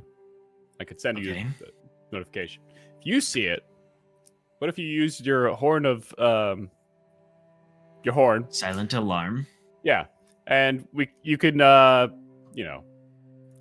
let's say you see the dragon and it's in the firmament in the distance. Maybe 2 to 3 times. Have like a, or like, if it's in the anima, you toot it once. Yeah, have like a number assigned to the amount of times you toot it for notification of where it's at. So we could assign right now. I don't know. Is that worth it? Or is that too complicated? It's a little complicated. I think that we can discuss that. Saskia, did you have something? Yeah, Sasuke, sorry I interrupted you. No, that's all right. I had an idea and I completely forgot it, so I'll let you I know when it comes back. apologize. Did it involve tooting horns? No, it did not. I think what Jaquette has is probably the most solid. Oh, He's I the remember what I fastest, was most gonna agile. He flies to the bridge. We make our way to Menemos Temple. We light a candle. He lights our candle. Let's say that happens at the same time, theoretically. We should make our way to the sanctum. We can face whatever's there. Obviously, something may happen. It will distract while he can make his way to the next temple, not the last one, the third one. Light a candle there, and then he can meet us at the sanctum if all goes well. That way, we don't need to be at the Pilgrim's Hold at all. Yes. Yes. Thinking about it more, it seems stupid, but the fog that surrounds the sanctum, do you think my superior eyesight would be able to see through it? Or no? Some fog, I not think that would darkness, yeah. require some verbiage clarification. Let me consult the great texts. The ancient Of course, it terms. comes down to the gods on whether they deem your features. Yeah, if you can read me the No. Devil's Sight. You can see description. normally in dim light or darkness, both magical and non-magical, within 120 feet of yourself. It's not darkness, right? Probably No, not. it's like a physical fog It's as opposed to fog. like a magical darkness. All right. Good effort though, because that is like that could have been interesting if it wasn't regular Yeah, fog. it wasn't fog. Yeah. I was tempted to retcon because I thought that was cool, but I'm committing to what I already said. Fair. If there's to be something, a battle at Menemos, I could potentially still. Yeah, that's how you pronounce it. Like I said, I can change my appearance. So if you would take Hershey, I could blend in with the crowd and then stay behind and light the candle while you chase them off to the sanctum, and then I could catch up, potentially. Oh, to just. So that they wouldn't suspect that there was anybody there to do anything at the temple. I mean, I like that idea. I think it's a good idea. It's up to you. I think it's a great idea. Thank you, Bruce. I believe you could also, and this is Baron. Can I go invisible? Do I still have that? It's what Baron was literally going to say. Like, can't you turn invisible? Yeah, I mean, fuck, that's- I do have that. yeah, I can do that too. Might be easier than trying to pretend to be a cultist. Yeah, probably. I'm not. Especially considering not the only very ones good. you've seen are dead husk corpses. Yeah, I'm not a very Dead. good actress. You'd have to pretend to be their ghost or something. Well, I've there's done that Baron. successfully once. But yes, I Maybe can. Shannon's third go attempt invisible. at being a ghost to Third time's a charm, baby. I also have this. This might be it's something a very cool 6th level spell, but oh shit! I actually can fly using the For 6th 1 level minute. spell. For a minute, yeah, for a minute. Okay, fuck it, fine. Yes, invisible. Yes. Sass discovering her abilities since changing patrons. Speaking of ghosts and talking, do we want to maybe question that last skull Bruce took just for some last minute information, maybe? When you say this, Bruce is like, because Bruce does not want to use the femur. What's wrong? Don't you want to find out more? I mean, you're carrying around a rotting head. Yeah. That person, whoever it was, probably has never stepped foot in this city. What do you plan to learn from it? It's not about the city, it's about the cultists. It's about Lady Vanya, who leads them, and potentially about Lord Raven. you have an idea of what to ask? Well, for starters, I think his name would be good to know, or her name, or their name. But That's then, 3 questions right there. no, that's one question, just changing the What level? gender. What level and class are they? Are they like a level 15 wizard or? No.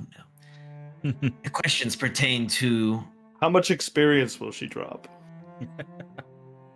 how can Just one tell a single. true follower of Lord Raven, in case we're caught, myself or Saskia probably could convince them that we are actual followers of Lord Raven. I would also ask who exactly this Lady Vanya is. We know her name, and we know that she convinced them all at this monastery to follow in to join the cult for Lord Raven. But we don't actually know who she is. And then maybe asking them some other questions as they come. But I think it might be good in case that we are caught. It could give us a little bit of wiggle room for deception instead of just, fingers crossed on a straight roll. All right. So Bruce takes out the undead head and lays it on the ground and grabs the femur. And instead of smashing it, he lightly taps it.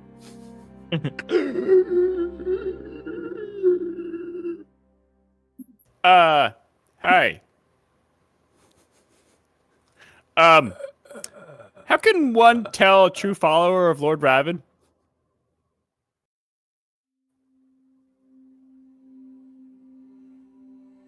A true follower of Lord Raven bears his mark.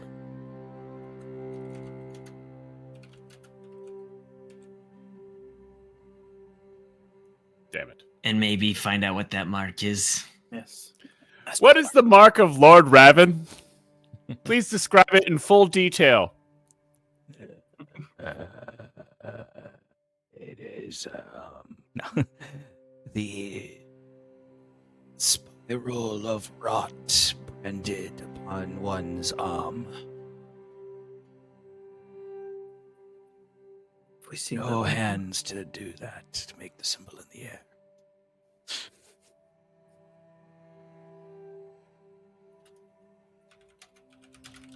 Like a spiral, like a valid spiral.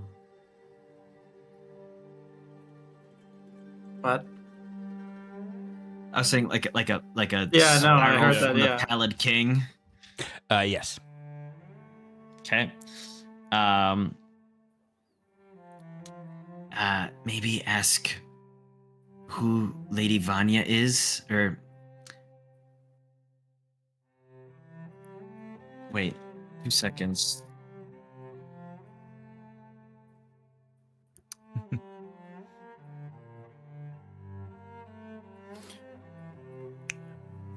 No, we didn't ask who she is.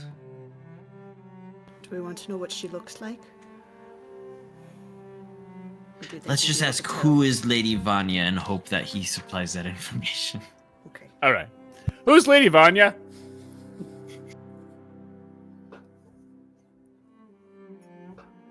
Lady Vanya is our leader, speaker for Lord Raven. Fuck. The one who guides us to the great communion and into the great beyond.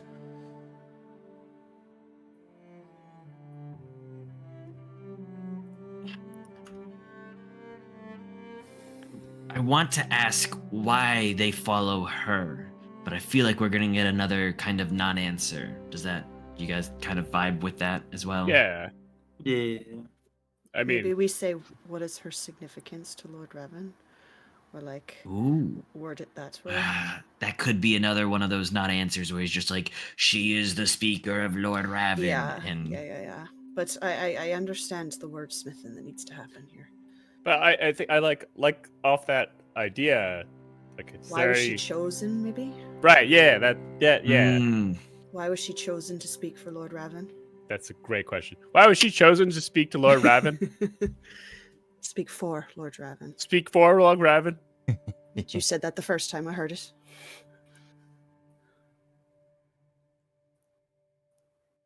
Lady Vanya was first to commune with Lord Raven. She was not granted entrance into the great beyond, for she served a greater purpose. Here, with us, she bears the vestments of Lord Raven and can both speak and command the flesh of Raven. Didn't Sigil say that the Scaithfulum are known to give themselves titles? She's calling right. herself Yes. fucking Lady Vanya. Right. So, She is Are you saying- Scaithfulum herself. yeah.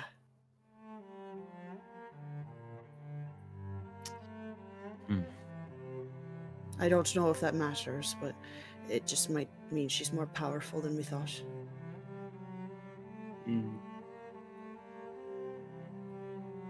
Just a thought. I That's a don't good like one. that thought, and that's not to say anything about you, but that just makes things a little more complicated. Oh no, I understood. I don't like the thought either.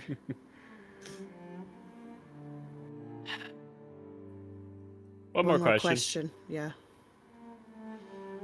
If no one has any other ideas, I do think getting the name of this individual might be beneficial. What individual? Of the dead person.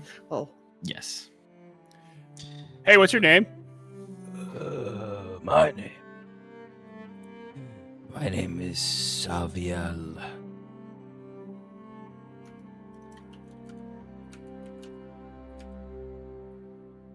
That's it. don't think they believe in surnames. Don't even know what he looked like, though. Yeah, it is just like a skull with like loosely held on flesh. It's not about what they look like. My plan is that should I get caught, and you guys might want to do this as well, is say that we are servants of Lord Raven and that we have seen these two individuals, Saviel and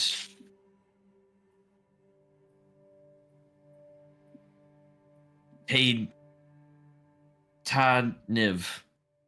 Taniv. Taniv. Yeah. Anav and Saviel. Yes. Taniv and Saviel. It's that we've seen their spirits move on to the great beyond. And having that knowledge may just give us enough credibility to talk our way out of whatever situation we're in. Should Or at we least give us advantage on a deception check. maybe we should Maybe get that some they spirals recruited on us? our arms as well? I don't know what it looks like. He's a fucking head. I think I know what a spiral looks like. You know, you think you would, but it could go one way, it could go the other way. That could not actually be a spiral at all. It could just be a bunch of concentric circles. Right. It also could, spiral like 5 times versus 6 times. He was, I told him to be detailed, and he wasn't very detailed. Well, you asked him, you didn't tell him. Well, You said, please be very detailed. damn it, you're right.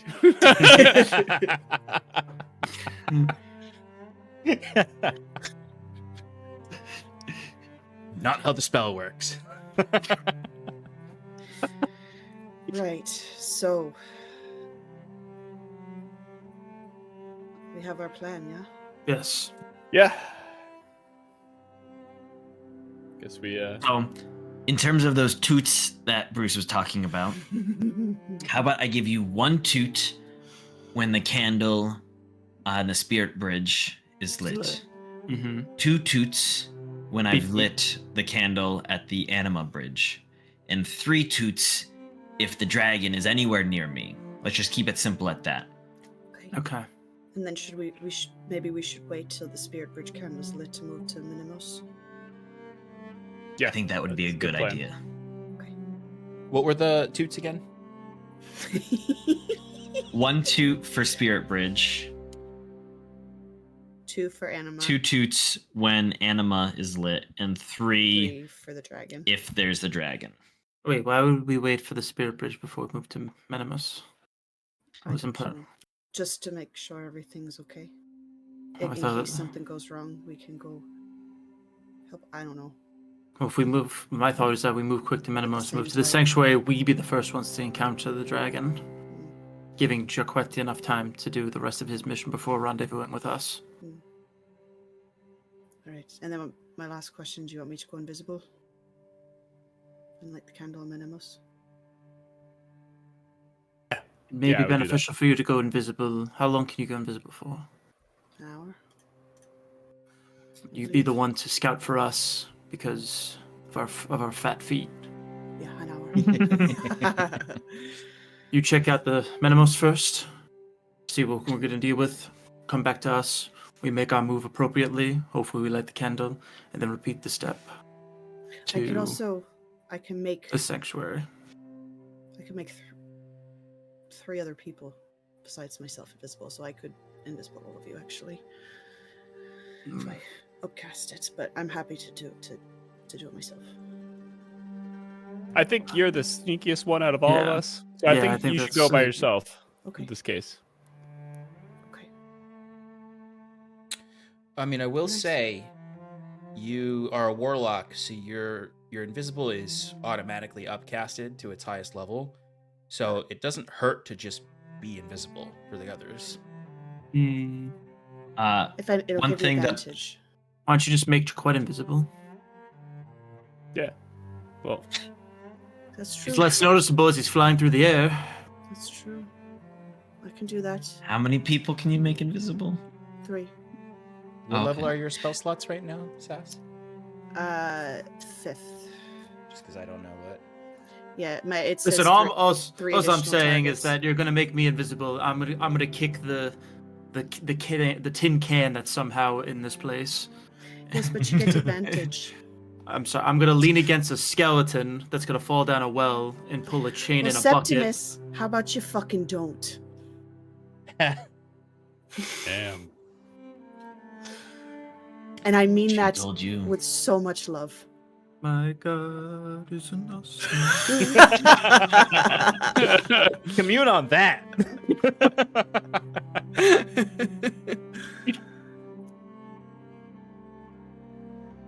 So just keep in mind, though, you won't be invisible if you do any sort of attacking or damaging or casting. It only lasts if you're sneaking.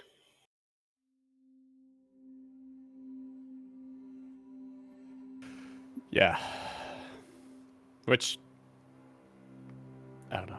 I think we should just have you go ahead and I don't want to kick a bucket like Septimus as well. That's fair. But Jaquette, I will make you invisible if you think that would be helpful for you. I think it would. Well, sorry. Invisibility. You can target 1 additional creature for each spell slot level above 2.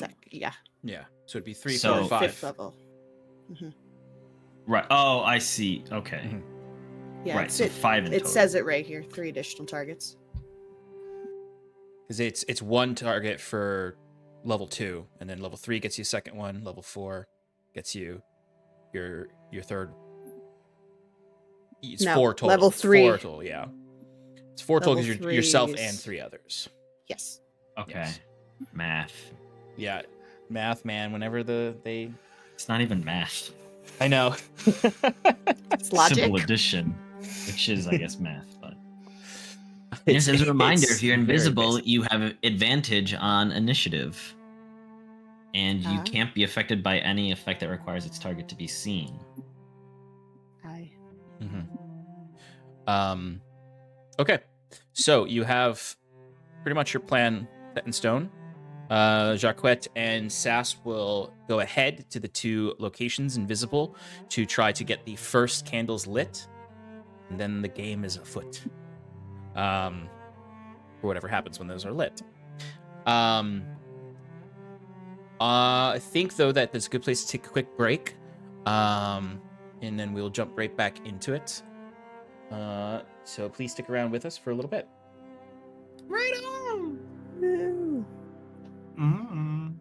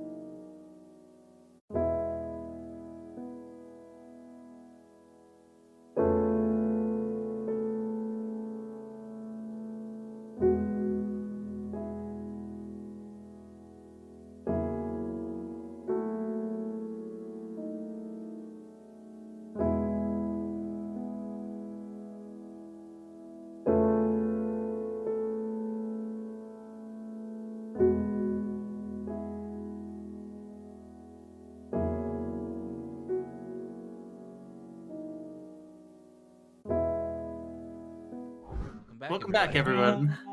Oh, You pointed to me. You were asking me to do it. I know. I'm the DM now. Welcome back, everybody, to Adrift in Aldhalor. Our heroes have hatched a plan to try to light all of the candles within the places of power in the city of Summalto to help heal the wounds of the world here from the Shadowfell. There are plenty of enemies potentially in the way or that can spot them during this endeavor, and no matter what, they do need to meet back up in the district known as the Sanctum of the World, which is shrouded in necrotic fog right now. Almost a dead giveaway to where the Herald probably is, or at least where the dragon probably is. He's frozen underneath that lake. Oh yeah, that's what it is. This is going to be a Wrath of the Lich King cinematic. Anyway, so they're about to hatch their plan, the first step of which is for Saskia and Jacquette to go to the first two temples to scout them out and potentially even light the candles there. So is there anything you would like to clarify before we jump into that first step? yes. Just checking with my crew. Do you want me to go look and come back, or do you want me to go look, light the candle, and come back? No, look, then come back. Scout, we all go together. Right, okay. Then I'll turn to Jacquette. I'll put a hand on his shoulder, look him straight in the eye. Don't fucking die, and cast invisibility. Silent killer, an aneurysm. He just has a stroke right then and there. Too much illusion magic. I heard too much delusion magic, which is how Jacquette goes out. Yeah, 100%. A little better. Sean, I forget. If it's the same spell, do the invisible people see the other invisible people? No, it's an effect. It's just an effect. So like they can't see each other. And I go by Brett and Lee Mulligan rules, where it's like the only thing you can see of an invisible person is like the tiny light in the pupils of their eyes. That is AKA impossible their to see. Anyway, so Jacquette, you're heading south. Sass, you're heading north. Yes, I also forgot, and if it's way too late to do this, that's totally fine. But once I complete a long rest, I can change what kind of damage type I have resistance to. Would you allow me to change that from cold to necrotic? Or is it way too long? No, I'll allow that. This is because that's part of your new pact, right? Yeah, and I think you guys did the long rest after I dipped last time. So correct. So you didn't have a chance to do that. So that's totally fine. Thank you. Okay, now I'm ready. Okay. I will say it is insanely cold for you now. Yep. I mean, you do have your winter clothes on, but it is you don't have the same comfort that you had with the right resistance. Yeah. It's okay. It's all right. I'm gonna suck it up. Right. Saskia. Yeah. Let's get that stealth check. Let's do it. Okay, first roll is a dirty 20. That's better. 23.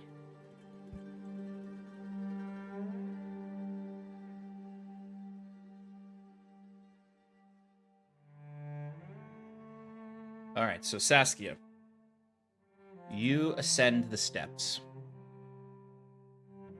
You need to enter the city proper, get to the bridge that leads to Menemos. Once you cross the threshold of this, you are immediately struck with the vista of the city. So Jacquette described it. Jacquette's really the only one who's looked, but you can see as you step up into this small little district that is the Pilgrim's Terrace proper, you can see there are destroyed buildings all around. Like most of this district is destroyed as opposed to the others that are just frozen solid. So you see a lot of collapsed ruins. You see a lot of what were probably tents or temporary structures that have all kind of collapsed into detritus, creating this almost like mound that kind of wraps around the circle of this district. It's almost like you're in a dump. Like imagine like in a dump where there's all the mounds and then there's just sort of like the flat area you can walk through. Mingled with these mounds are what you can only surmise and see as frozen over skeletons of people who were probably here at one point. And then littering the actual flat walkway are these spectral tombstones that you now see proper. You immediately feel a sense of dread in this area. It's not something that you're making any kind of save for. It is simply something that is innate to this place. It's gloomy and dark. Wherever there are shadows here, they look darker than they should be. It reminds you of when you were holed up in the tower during the Herald's attack. And you remember that in these shadows are frightening things that are beyond your vision and sight. And perhaps it's the presence of those frightening things that makes you feel this brooding despair. You have a sense of forlornness and hopelessness that is needling into your brain. It's almost like the second you stepped through this threshold, the whole plan sounded hopeless. Like, how could you ever accomplish this? It's impossible. But you need to push on. You start to walk through this little area, watching your step, avoiding, I imagine you want to avoid these tombstones. So you're dancing between them, and you can see upon them, there aren't engravings or anything, they're blank, but there's a sense of presence. These are, for lack of a better way to put it, they're real graves. There are real souls tied to these stones. And it's almost the innumerable amount of them kind of stacked on top of each other. You're kind of like moving through a spectral maze that continues to eat at this hopelessness. So many didn't live, didn't even have a chance to stop this force. What makes you any different? But you have your friends behind you and a singular purpose. So you make it through into the bridge. Now the bridge, how does Saskia feel about heights? Well, she's used to climbing on the rigging of ships and everything, so if it's fucking high, then yeah, it's gonna unnerve her a little bit, but she's not paralyzed by the fear. Okay. So that maybe is what you put in your head. It's just like rigging. It's just like rigging. It's just a ship. Because if you peek down, you can see several 100-foot drop down to rocky, spiky, certain death. This is not a maybe I'll roll when I hit ground. This is a certain death fall. You're dead. Okay. Yeah. Right. It's all water. The bridge itself is frozen solid. This is one of the rope bridges, right? Correct. Yes. It's a long walk to the other side. Okay. Yeah, and I can't levitate myself because then if I do, I won't be invisible anymore. Okay. Slow and steady it is then. Slow and steady. And I'll ask that you give me an athletics or acrobatics check. Acrobatics. 10. Okay. So you get about halfway across the bridge. And as you're halfway across the bridge, you can notice now that these tombstones continue and float in the air around the bridge. There's even more of them out here. They're everywhere. Bruce is gonna fucking hate this. And it's as you're noticing them that your leg slips. And you feel yourself falling and slipping off the side. What do you do? I scramble to try and grab like the rope, like handles, like the railings, the rope The railing railings, and itself. try and Okay. yeah. Okay. So you can Yeah. give me an acrobatics check again or a dexterity saving throw. Acrobatics check. Come on. Oh, that was almost a natural 20, but it's an 8. Oh no. Okay. Okay. Oh god. So you grab for the sides, and now you find yourself. You do catch something, but you're completely Uh-huh. hanging on the side, holding on by one arm as the bridge is now swinging back and forth. Fuck. Okay. Shit. I can't. You know what? All right. Here's what I'm gonna do. I'm gonna real quick. Wait a minute. No, if I cast a spell, is it break invisibility on Jacquet too? Yeah. Okay. Never mind. Yes. All right. Oh, wait a minute. I forgot I have this. Wait. I think I can re-roll that. Or no, I can't because I didn't. When you make an ability check or saving throw, you can add 1d10 to your roll. You can do this after seeing the roll, but before any of the roll's effects occur. Okay. Which So you can add that to your next roll if there's something else you want to do. If it's another lower roll. The main thing that's happening, the main sort of consequence to this that's not falling, is that you kind of are there swinging and hanging, and you look and you see one of these tombstones. Yeah. Just this ghastly face just starts to come out of it, being not necessarily seeing you, but alerted to something happening on the bridge. Can I try and use my momentum to kind of try and swing back up and over? Yep, that could be another acrobatics check. But this face, if you don't get moving soon, this face is going to start investigating you. 21. 21. Okay. So you're able to kind of do a very interesting kind of momentum to, like, I imagine it's not even like flip the bridge. It's like you literally like almost flip yourself, grab your legs onto the side of it, and then slowly bring yourself back up. And now you're on the bridge, you're in the middle. On the other side, you can see it from here. The face is still like coming out, so you have to get moving. Can I crawl? You can crawl. It'll be slower, but it'll be a little bit more safe. So I'll give you an acrobatics check with advantage for the second half of the bridge. Okay, thank God for the advantage. There we go. Good. 24. Okay. So you keep yourself low. Keep yourself low so you're not moving too quickly. Your footing can't get caught in the ice. You're really like snailing it across. You see that face, and it comes out now, and it's like this. It's just a skull that then kind of like ignites with green fire, and it just sort of. But you've moved on. The bridge stops swaying. You see other skulls. There's 3 skulls now kind of like circling the spot where you once were. I don't know how those fuckers are getting across this bridge. You keep moving. There's no fucking way.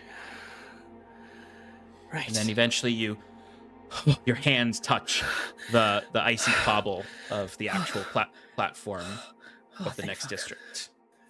And as you look up, you can see the towering drum-shaped temple. Very brutalist in its exterior, not a lot of decoration. There's sort of like a pathway all around it. You can see kind of to your left is a slight hill that goes up and leads to the front walkway that leads into it. What would you like to do? Right. Continuing to avoid the headstones, I would like to go forward and go check out the temple and see where it is that this candle needs to go. Mm-hmm. So when you peek into the temple, give me a perception check. You got 14. Okay.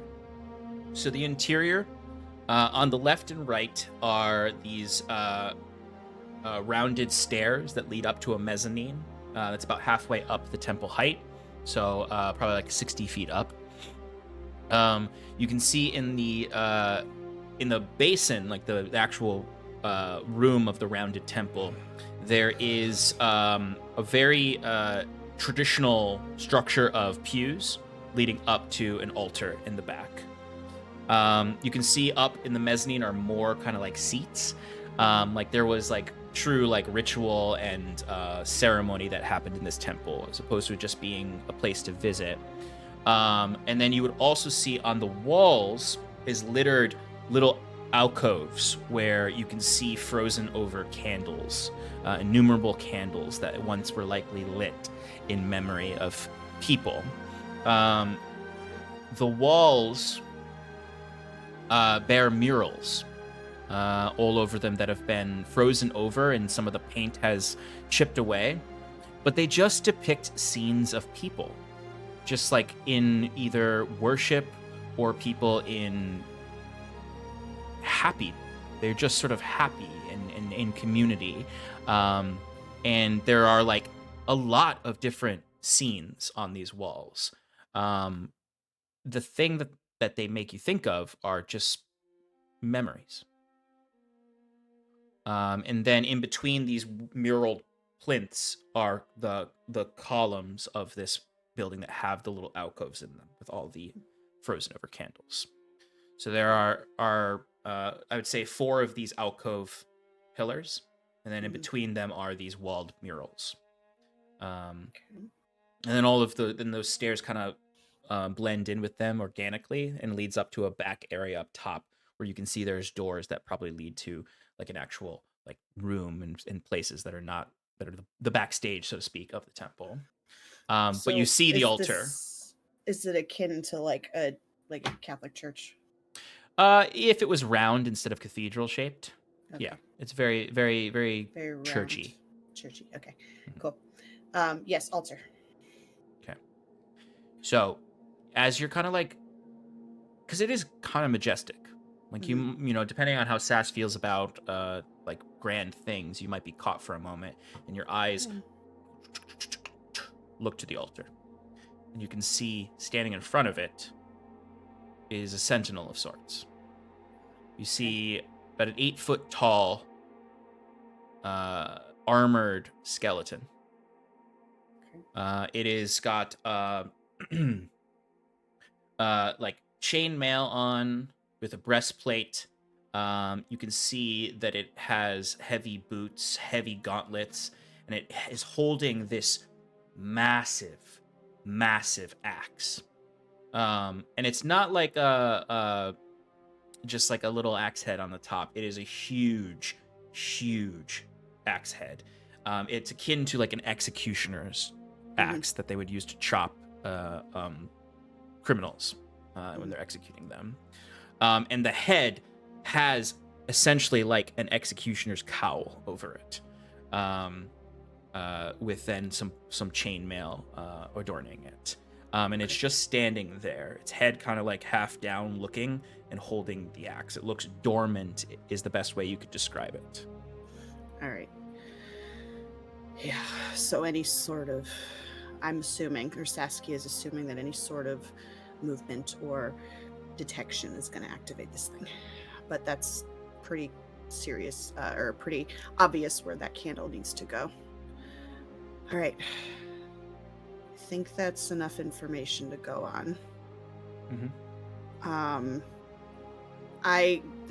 How long has it been since I crawled the last half of the bridge? Not very long. Not very long. Back. It's you spent, I would say, 10 minutes on the bridge. Okay. And then you've only been up here for, I'll say, another 10 minutes. All right, so 20 minutes. All right, so then I'm gonna take another 10, 15 minutes to crawl back across the bridge, and go find them. Okay. I'll ask for a second stealth check for the return journey. Yeah.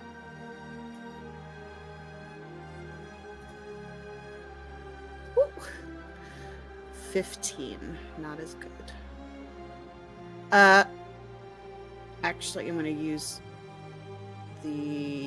one of my Dark One's own luck, and I'm going to add a d10 to that 15. Okay. Okay, so now it's a dirty 20.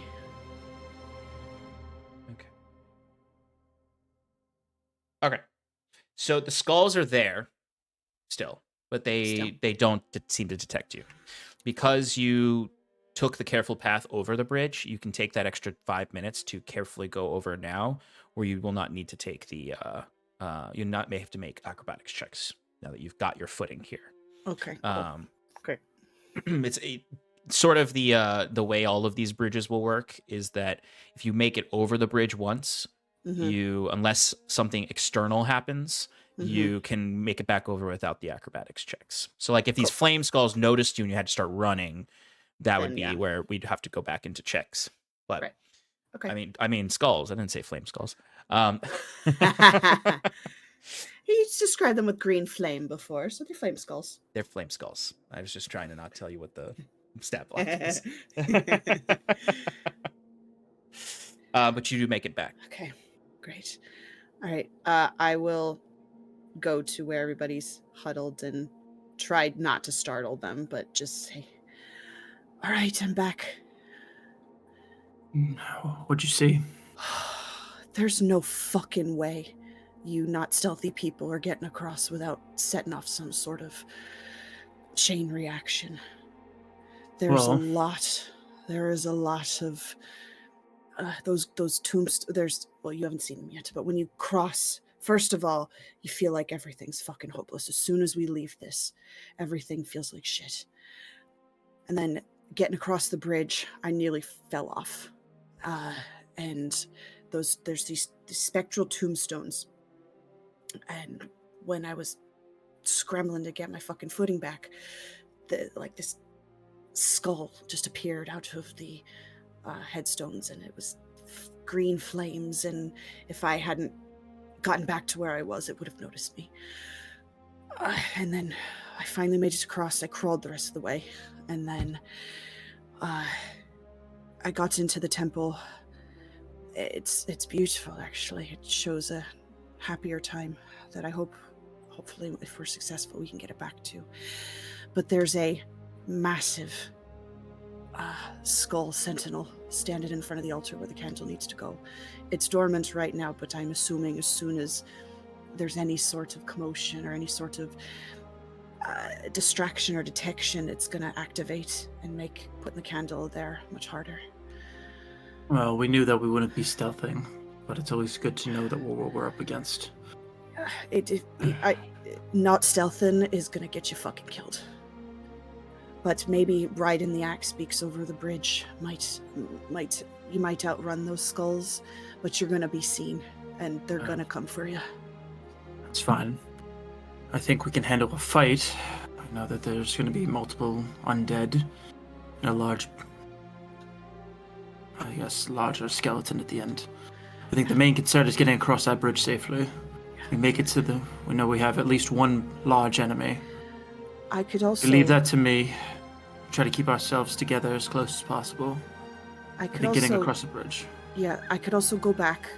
I'll take a candle. I'll go back, and I'll sneak around I'll attempt. No, I'm going to sneak around the skull. I'll put it there. When I light it, it might take care of the things on the bridge, so that you can make it safely across.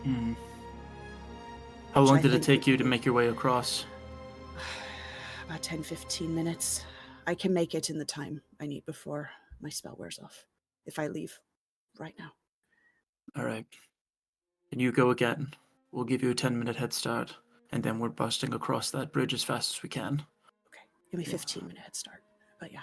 Okay. Then we'll give you 15 minutes. Get there.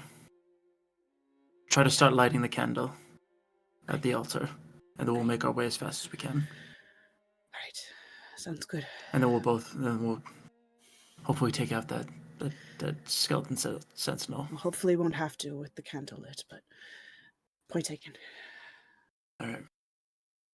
Be careful. The bridge is really fucking slippery. And don't look down. Bruce especially, don't look down. Or get in your bag. Have somebody carry you. Don't look down. Is it that bad? It's fucking terrible, yeah.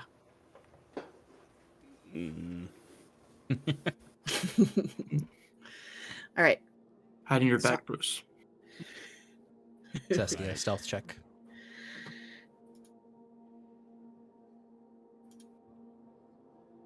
Ooh. 21.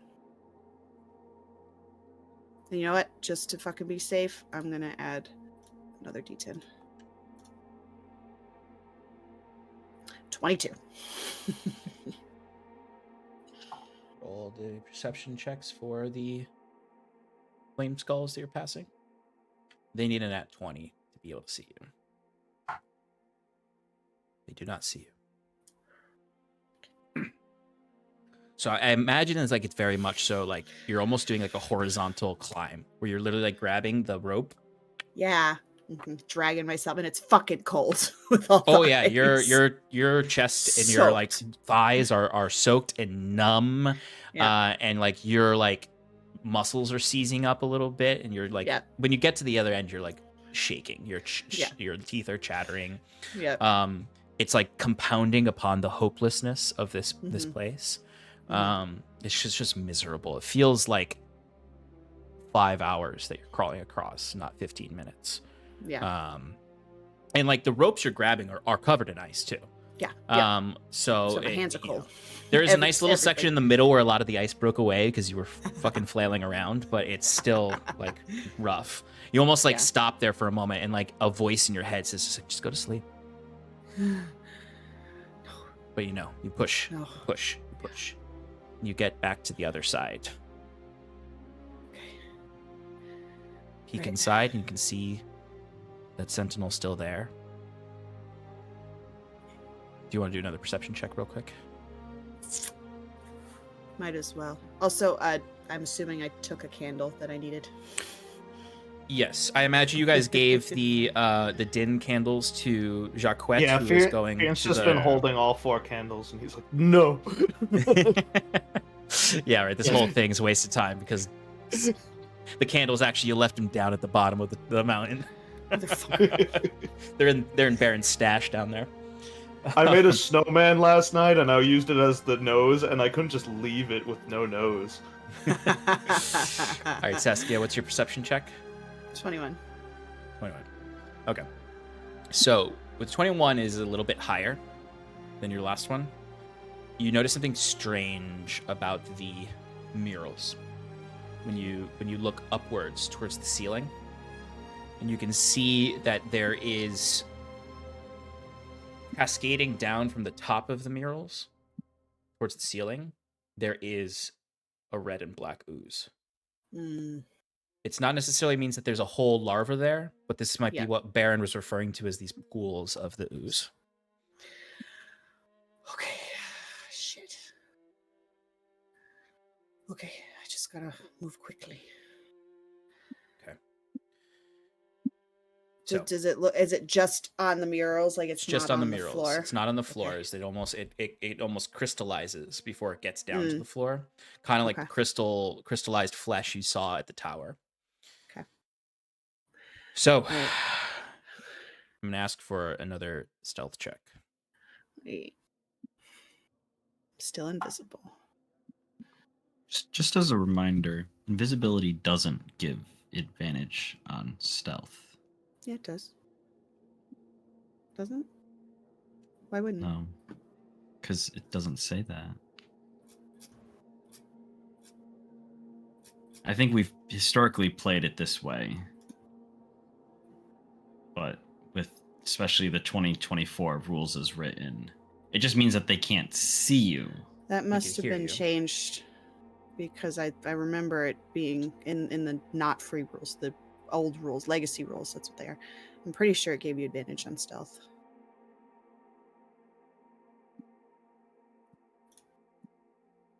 No, you're right. The invisible condition doesn't have that. All right. Well then. Rip. Let me do another D10 to add to that 11, which was my first roll. Nice. Isn't it like the opposite though? Like it gives disadvantage for people to perceive you or something? Nope, it doesn't say it in the description. That's weird. All right, so let me mark that off then. Oh wow, you're right. It never did. Really? Its attack rolls have disadvantage and you have advantage. And again, I think we used to play that through almost all of campaign 1. Yeah. Yeah. Because what it does in the old rules is it considers you heavily obscured. Right, which then gives whoever's looking at you the blinded ability, which just means that they automatically fail any ability. It's this weird thing that from 2014 that they have fixed with 2024. Yeah, you're right. I don't know where that came from. I think I just at some point early on in Maybe my it was just a DMing, I table just rule. Yeah. I just I think it's a pretty common thing that is a misconception with invisibility. yeah.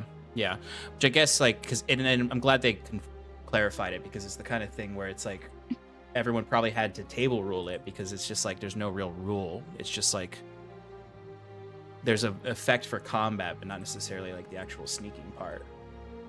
I think it might have been a little intentional, so you can like play it the way you think, because like rules as written, it can mean that like you basically don't even have to roll a stealth check, you know?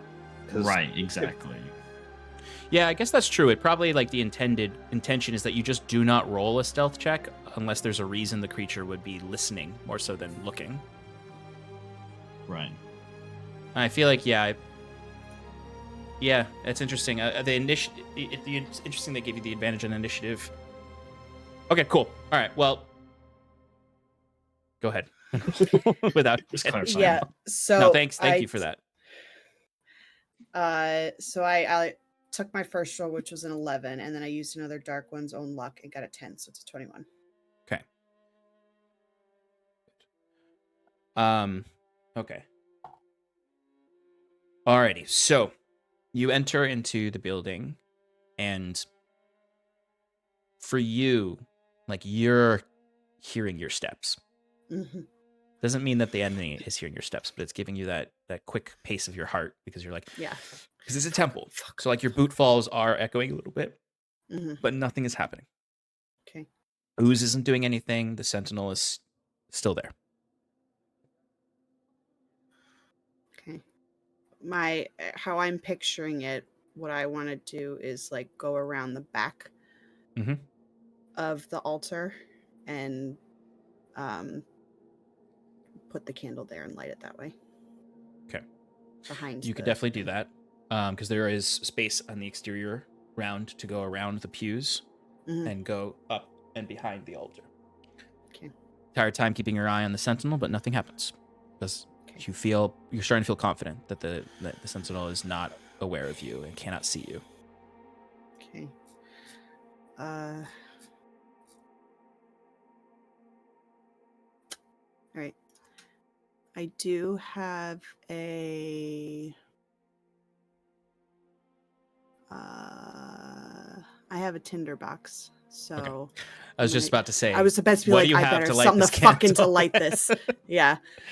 I think every character, I have fire spells. I think pretty sure every character starts the game with the with the tinderbox. Yeah. I've He starts never rubbing used two it. sticks together. Yeah. Becomes Survivor, what do you call it? Elimination challenge. I'm gonna Eldritch Blast this candle. Yeah, right. And then immediately become visible. Like you hit yourself with the candle so you could hellish rebuke it. All right, so I will use the tinderbox to light the candle and place it on the altar. So this is probably the most stressful part of the whole thing, because Totally. the flint and tinder is not quiet in this temple. It is like immediately just like with these sparks going, and it's just sort of echoing out. You know, it's like a set, so you have like the thing. You basically need to get ignited a little bit of tinder and then use that to light the candle. This will break your stealth or break your invisibility, because you're using an action to light the candle. How long's it been? Or is that read me the invisibility spell? It's if you attack, deal damage, or so we've cast talked a about this spell. before. Yes. So this won't break your invisibility then. Thank you. I read it, I promise. No, honestly, that's just something that invisibility seems to be my bane as a DM because I'm like, what is going on with invisibility? But it all makes sense now. It doesn't break your invisibility. You light it, there's this echo, and it's just the candle's lit. You place it down on the altar, and there's already candle sticks there that have been frozen here. You do hear this sort of like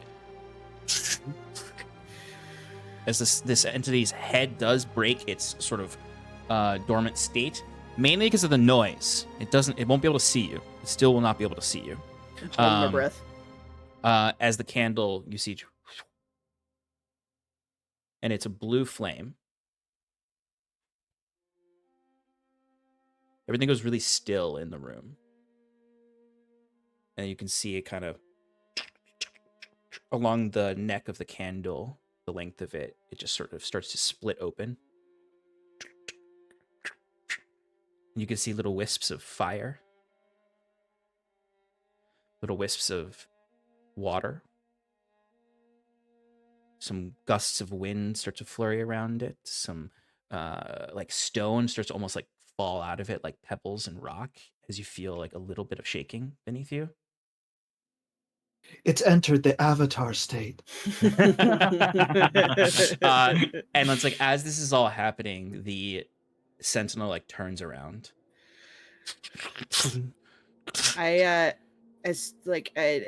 Once the candle was lit, I was gonna start backing the fuck or back around and How much time has passed? Yeah, you guys would have already started moving out before this happens. So I think this is a good place to cut back to the others. And Shannon, if you need to go rest. Good Lord. Yeah. this is a good Somebody put this in the chat for what happens. Cool. Okay. All right. Good luck, guys. Yeah. Feel better. Bye, Shannon. Alrighty. So before we cut to you guys rushing across the bridge to go join in this, Jacquette, you are flying across. Whee! Invisible. Visible. Just in your freest state ever, looking down at like 1,000-foot fall to sharp rocks. If only my family could see me now. They'd still be disappointed, I'm sure. So the you're kind of like descending down to the bridge. I would say it's a little bit lower than where you jumped off from, or where you probably flew up to. Is there any particular way you want to approach it, or anything you want to do while you're flying towards it, or are you just looking to find a good spot to land? Just looking for a good spot to land. Maybe that's a little out of the way, but the intent here is quick, come in, light, and take off immediately. Cool. Less amount of time I need to be here, the better. Excellent. All right, so give me a perception check to find a good spot to land, and to also just to see if there's anything dangerous around. Cool, that's a 16. Okay. You spot kind of like somewhere around the center of the bridge where there is a little bit more of kind of like seems to be like a central point where the road is a little bit wider. There is something sticking out there in the center. This is probably like the closest thing to like the altar of this place of power. Even though it has innumerable altars, there is a singular shrine at the center that you spot with that 16, and you just, you do the dive down, I imagine. Exactly. And I imagine you do like a cool Batman landing in that area. Tumble roll, actually. Ooh, he comes in and tumbles in, and then like slides up to the shrine, looking around to make sure there's no cultists. Yeah, absolutely. So this is the only place that you would see any sign of the cultists so far that have passed through here. There are candles lit in some of these small shrines all over, as in these cultists may have lit some respectful lights here, which is at least some kind of like indication of their humanity still in them, perhaps. The hopefulness that they might have for coming here is that there's something true to this communion. But you find this central shrine. It's very simple. It is like everything else, mostly frozen over, but it is a little round platform that then has a column in the middle that has some wood decorations on it that create this sort of little kind of circular pagoda style overhang over this little small area, which is sort of like a central sort of touching stone that people might have, when they came through, put their hand to. You can see a lot of the stone is smoothed over where it's not completely frozen, as if this was handled quite a lot by the passers through. But you can also see a very clear alcove in it where there is frozen over wax from past candles lit here. That would be the spot, if there was ever a spot on this this bridge. Beautiful. Jacques is going to go place one of these din candles. And fun fact, it's a bonus action to light with Is a it tinder really? box. So, That's good to know. The clarity of 2024 rules is very I lovely. know. Tools actually have actions associated with them. Who'd have thunk? Right? Okay, so bonus action, whoosh, light the candle with the tinder, the lit tinder, and you see a very similar thing that Sass sees. You see the candle lights with a burning flame that starts off blue and then sort of shifts between various colors. As you can see, the neck of the candle split open, almost as if it's like a gravitational force that created these splits in its spine. As those same little wisps start to come out of it, it seems as though the candle might take a few seconds to fully affect and take root here.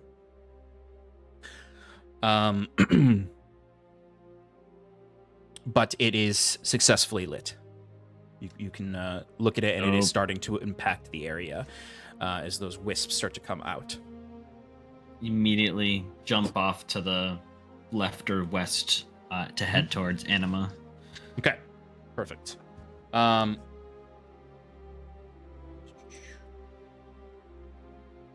So I will say that your candle is obviously lit before Saskia's, because she went back and forth.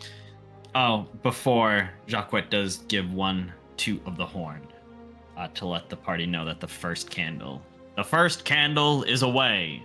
And I'll say that horn goes off when Saskia leaves to go back to light the candle.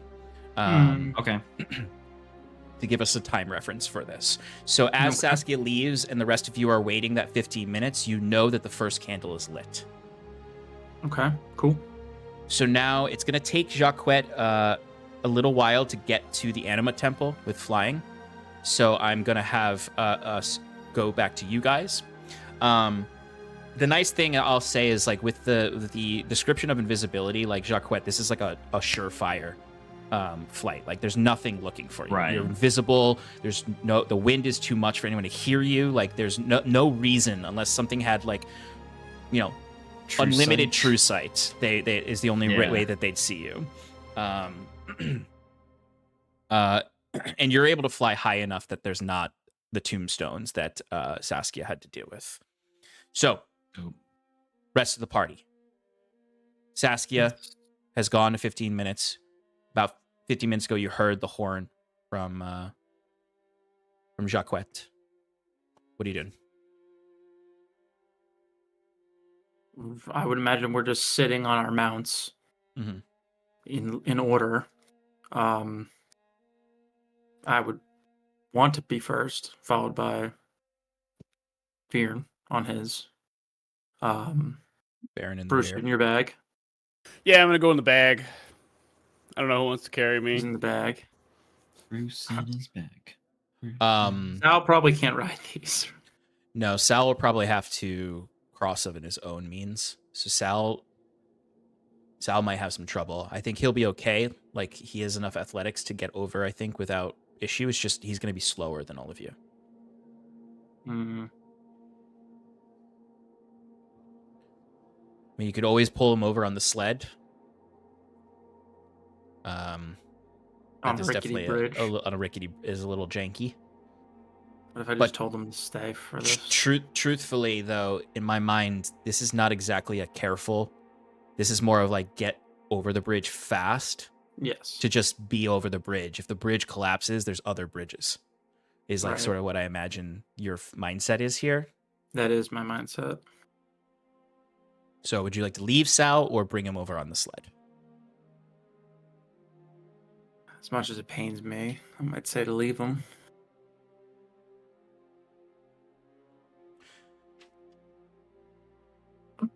Same.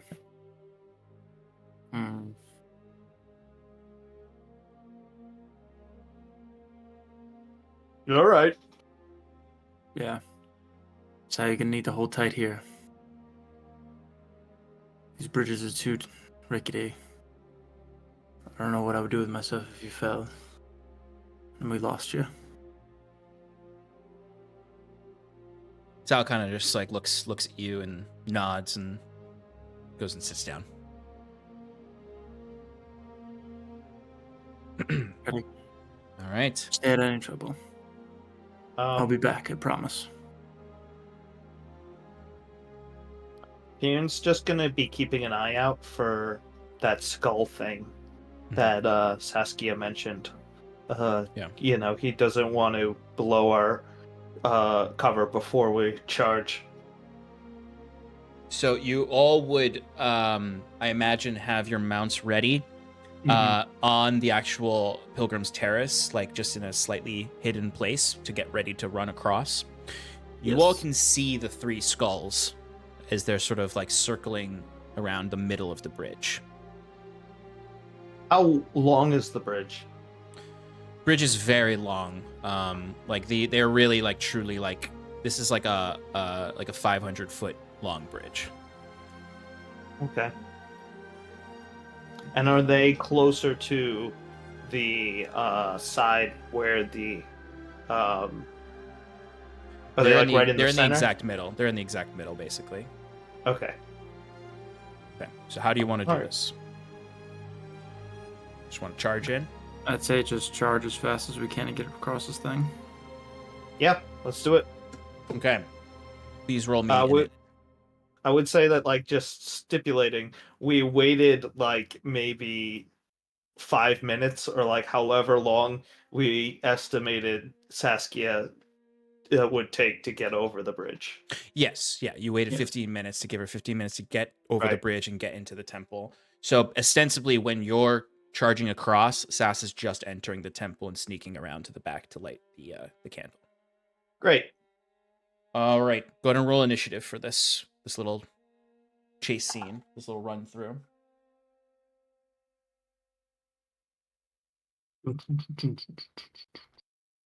Come on. Um, Okay. does somebody want to get Saskia? She's not with us.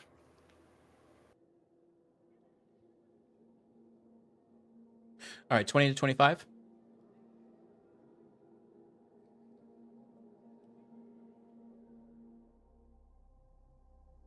All right. 15 and 19. 16. 14.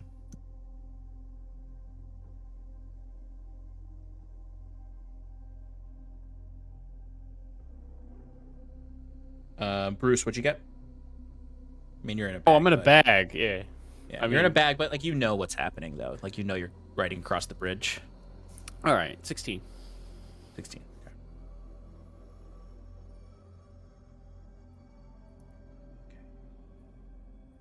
All right. So you guys start across the bridge, and I imagine in the very beginning, in the first round, you would just be moving. You'd just be dashing through. Yes.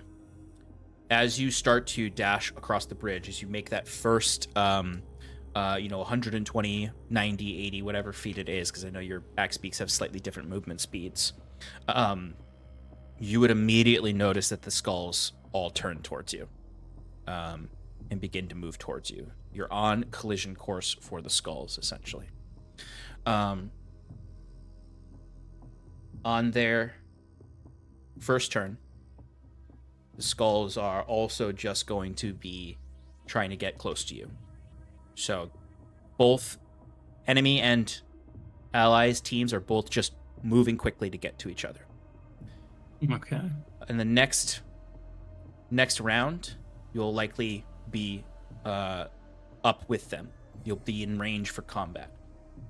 So, first in initiative is the skulls. You notice them all stop. And they're just waiting for you, basically, instead of charging at you. Septimus and Bruce, you are up first in this. The skulls are about 120 feet away. What do you want to do? 120 feet away? Yeah. Mm-hmm.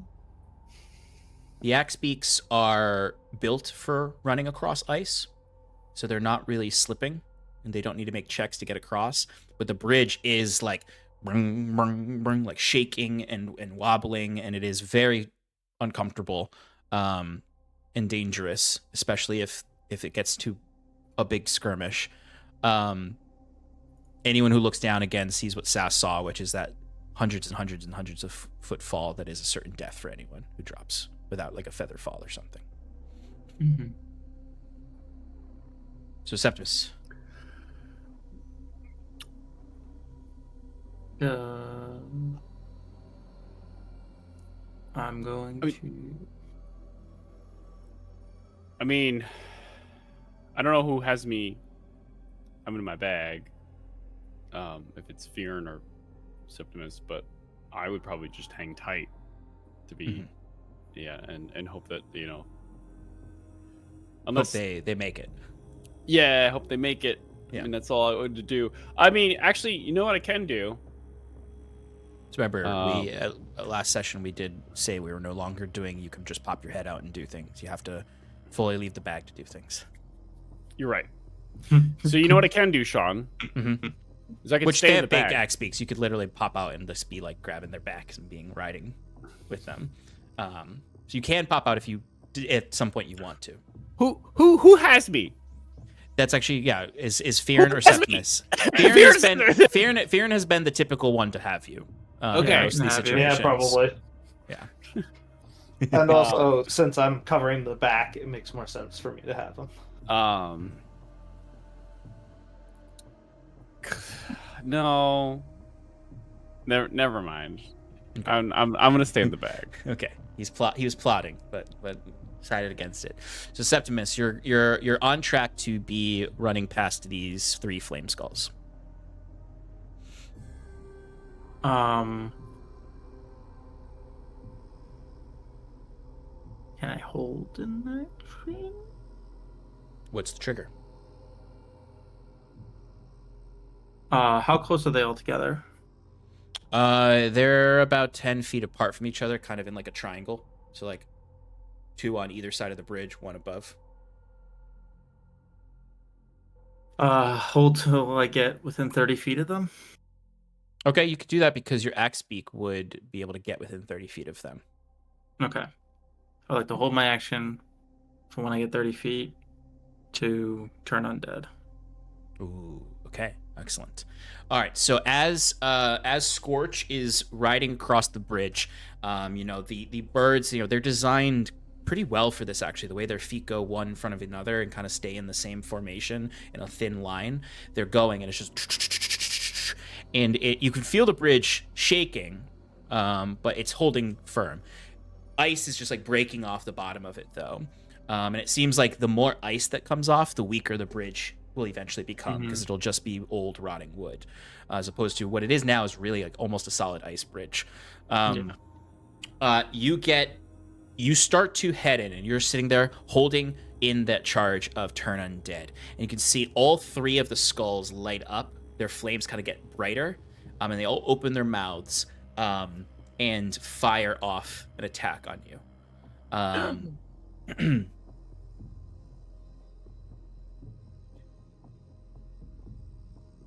From their mouths form these magic missile spells. Is all 3 of them are going to cast magic missile on you. Mm-hmm. What'd you say there, What was Stefan? that? What was that? I didn't unmute because you all would have been like, "Shut up." Shut up. Okay. Exactly. So this is going to be 4 4 magic missiles each going at you. Nice. So this is a lot of d4s that are just going to straight up damage you. Unless you have the shield spell. Unless you have the shield spell, yeah.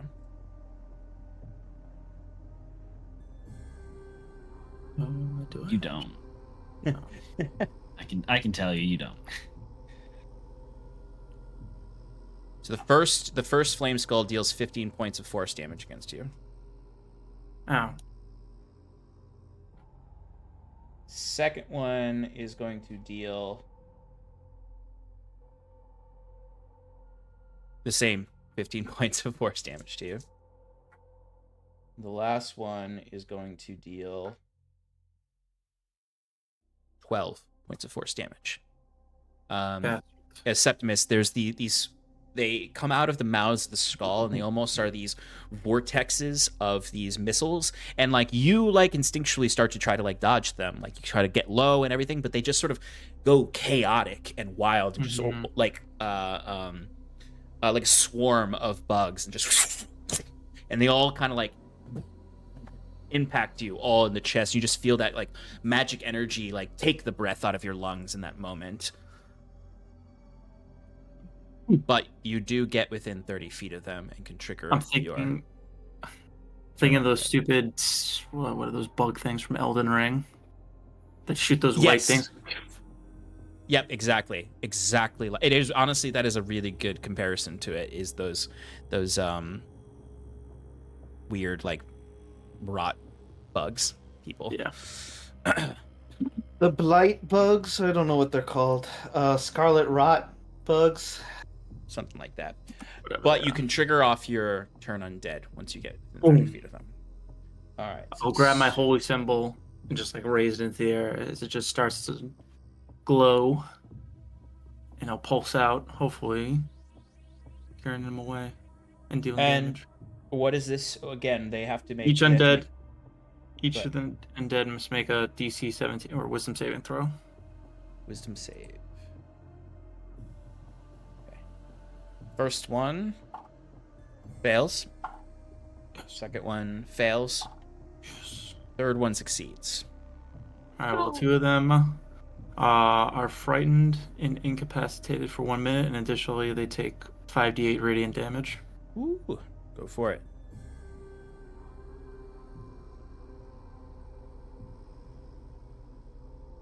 $33 radiant damage. How much? 33. 33.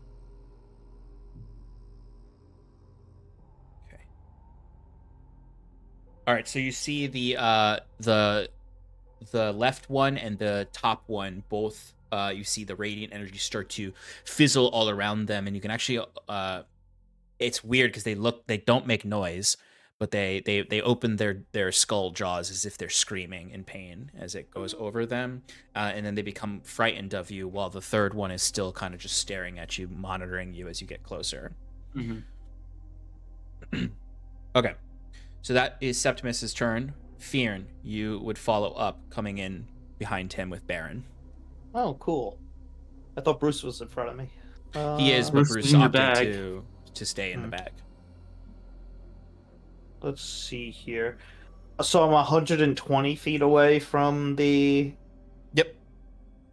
one, and can I tell like which one possibly like isn't being affected by? Oh yeah, easily. You the can spell? easily tell which one is not being affected by the turn undead. Okay. Let's just throw a boulder at it. Why not? Actually, 120 feet. I can't. My bird probably can't get there with the dash. What's my speed? I think your speed is like 45 or 50. I gotta scroll up to find out. Speed is 45, so Okay. that's 90 feet. Mhm. Well, he's gonna dash anyway, but I am gonna use my my boulder technique. Okay. So let's go with a dexterity saving throw. Okay, they got a They got a 15. Meets it beats.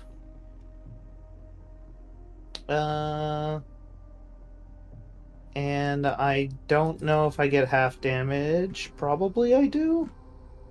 Check on your spell list because it'll have the details for the catapult, which is what the rules are for it. Catapult. On a failed save, strikes and stops moving when the object strikes something. On a failed... Okay, so I guess there is no half damage. Okay. Rip.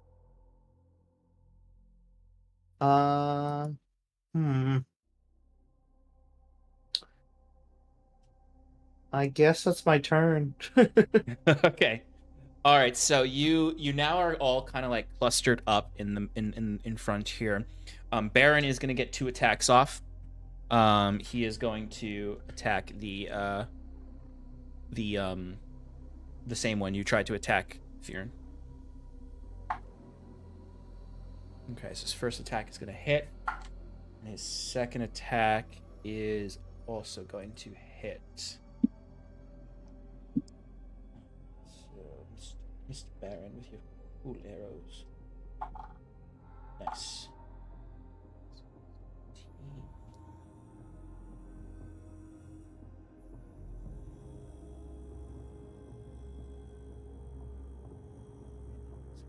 Radiant damage.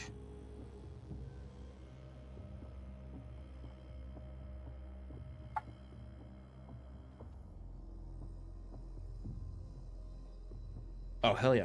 Baron is able to destroy the unfrightened skull. He just gets it by like 2 points over. As he fires 2 quick radiant arrows off, and they pierce into the skull of the forehead of the skull, and it shatters, and you can see it turns to ash that falls down as whatever spirit is within it rushes back to the tombstone. Okay. The flame skulls get to go again, and then Septimus and Bruce will be up after that.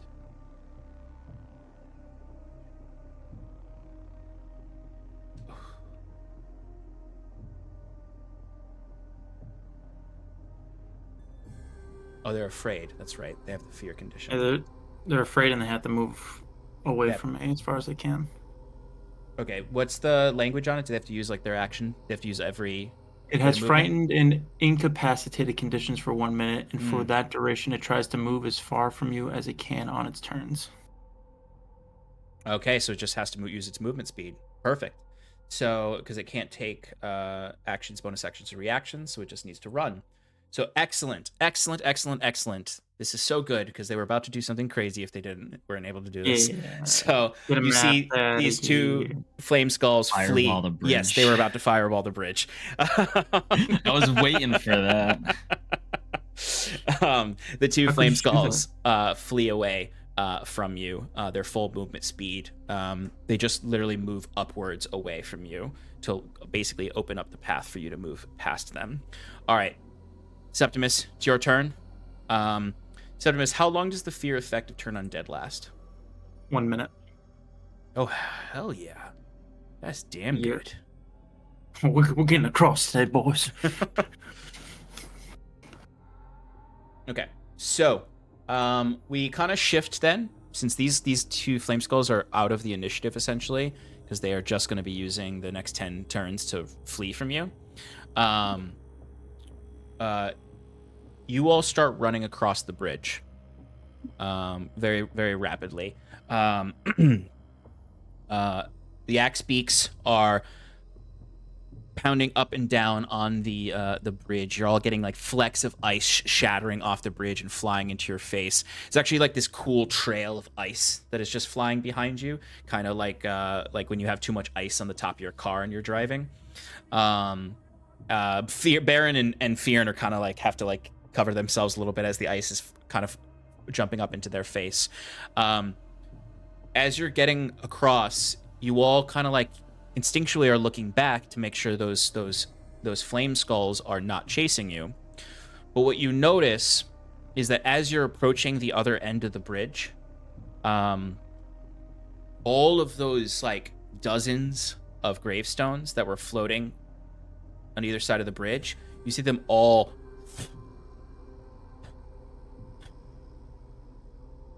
as just these flame skulls start to slowly come out and start to slowly approach the temple the temple district that you just entered. You got across the bridge much faster than Saskia because you ran across with with your axe beaks. Thank you. It's at the same time that Jacquette, you are flying through the air towards the Anima district. Now, like I told you before, this one you did notice that there is some holes in the dome ceiling, and there's the large entrance. What's your plan? Going in from the ceiling like a real burglar. Yeah. Okay. So, Jacquette, you land on the ceiling towards the cracked opening that you can peek in through. When you look in, no perception check needed to see a similar sentinel. You didn't hear Sass describe this. You just see this for the first time, that there is some kind of sentinel in there. Mm-hmm. Now, as opposed to the one that had like the executioner's axe, this one has more of a like big scythe, and this one is much larger. It's almost like you would consider this probably like the skeleton, an undead giant that happened to also has a scythe as its like main weapon. But again, similarly standing there inert and not really reacting.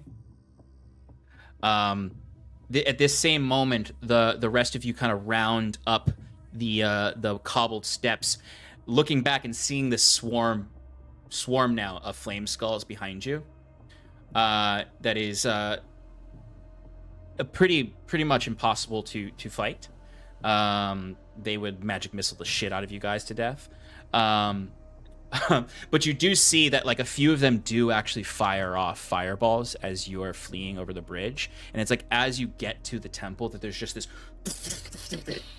as like 3 fireballs hit the bridge all at once, and you can see all this ice shattering off and steaming up, and the bridge is immediately caught on fire. I'm actually happy I didn't take Sal now. Yeah, it's You actually would have probably still just been jogging. Then, you round the corner up through, and you come up basically on your axe beaks to the front of the temple, where you can see this big hulking figure like turning around, kind of everyone coming together timeline wise to the same moment as Sass is backing away from the candle. And it's in this moment. Everybody as far as like us except Jacquette.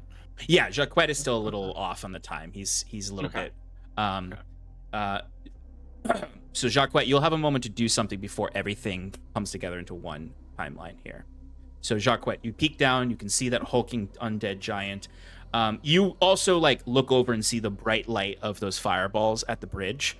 What do you do? Well, I guess they're doing their job. And then he's going to quickly scan the horizon for the dragon before hopping in to go, just like Sass did. Yeah. Just like he did on the bridge, stealthily, light, and then fly out through the ceiling. Sure. I'll allow you to carry over that 16, or you can roll again for perception.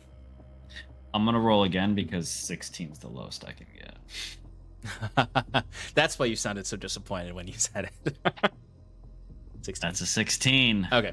All right. So I'll say with the 16, you don't necessarily see like the exact like signs of the dragon, but you can see that the fog is starting to be displaced over in the sanctum. Like if anything, like it's a pretty good indication that if it's not the dragon, at least something in that fog is moving now. All right. Well, he's gonna get this candle lit first. Okay.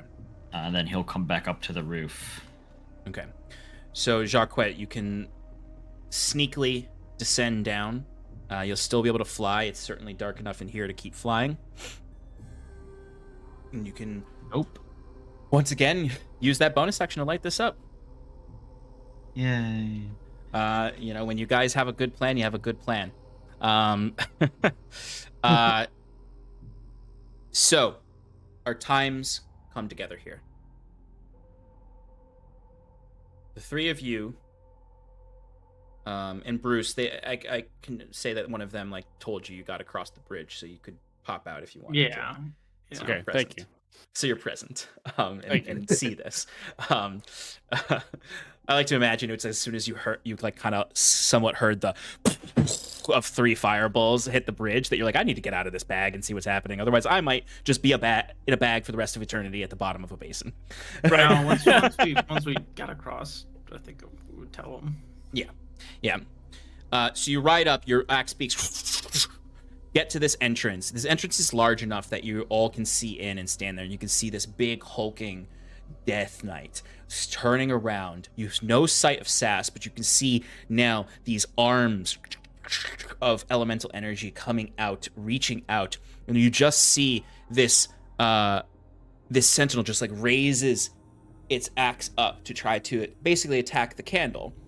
It's in this exact instant that candle number 1 essentially triggers, and you all just from the stone bridge, the one from the spirit bridge, and you all just sort of hear this loud crack like thunder and lightning as there's just this shockwave that goes from the spirit bridge that fires out and shoots out across this whole city. Jacques, I'll say this is around the time that you said you're going to head back up to the top of the roof, so you can see this happen. Unless there's something else you want to do. Sorry. I think Jacques, or is there something else that he's going to do? He's gonna cast Gate when he lights this candle of invocation. No, I'm just kidding. I was like, what? So you are going to retreat back to the roof? Yes, yeah. Okay. So, Jacques, you see this. The rest of you, you're in the vestibule, so you can turn and look and see this happen as this just sort of shockwave shoots out. And it flies through the whole city. You all feel it rush through you. There's this static charge to it almost. It has that lightning, ozony smell as in the air. As then you also all see it completely dissipate all of the fog in the sanctum. As it all flies and is dispersed. Those of you by the Menenos temple see the Death Knight kind of also turn and look at this. And in that same moment it turns and looks at this, all of those tendrils of elemental magic grab into its armor and start to rip all of its armor off and burn it and damage it. And you can see it's not dead, but it lets out this guttural undead scream as its armor is ripped off of it and its flesh is burned. And it's now this hulk of burning undead flesh that is not as has taken some damage and doesn't have as high of an AC, we'll say, but is present there. The shockwave of the first candle destroyed most of the flame skulls. There are still flame skulls out there, but is no longer a certain death situation of those flame skulls. Get pelted 15 times. But at the same time that there may be a little hope in your hearts is when you hear the roar of the undead dragon. Oh boy. And you look over. It sounds exactly like that. Persico going roar. You look and you can see the sanctum has this hole carved in it, basically. Like this dragon dug out a little nest in the center of this larger temple district. Into the actual mountain that you can see kind of this greenish, awful undead light coming from. As it just, you can all see it just, its head peeks out, this gargantuan undead dragon. No sign of the herald on its back. But the sanctum is no longer obscured. The undead dragon has entered the city proper. There is an undead knight here ready to attack you 4, and some flame skulls on your tail. 3 of the 4 candles are lit. I think that's probably a good place to end for tonight. We'll jump into the greater encounter when we come back. All right. All right. Damn. Damn, indeed. Cool. Okay. All right. So that's all for us tonight, folks. We are gonna send a raid on over to Just the Human, and we will hopefully see you next week to see what happens in the City of the Damned. Good night, everybody. Shannon will tell you what happened.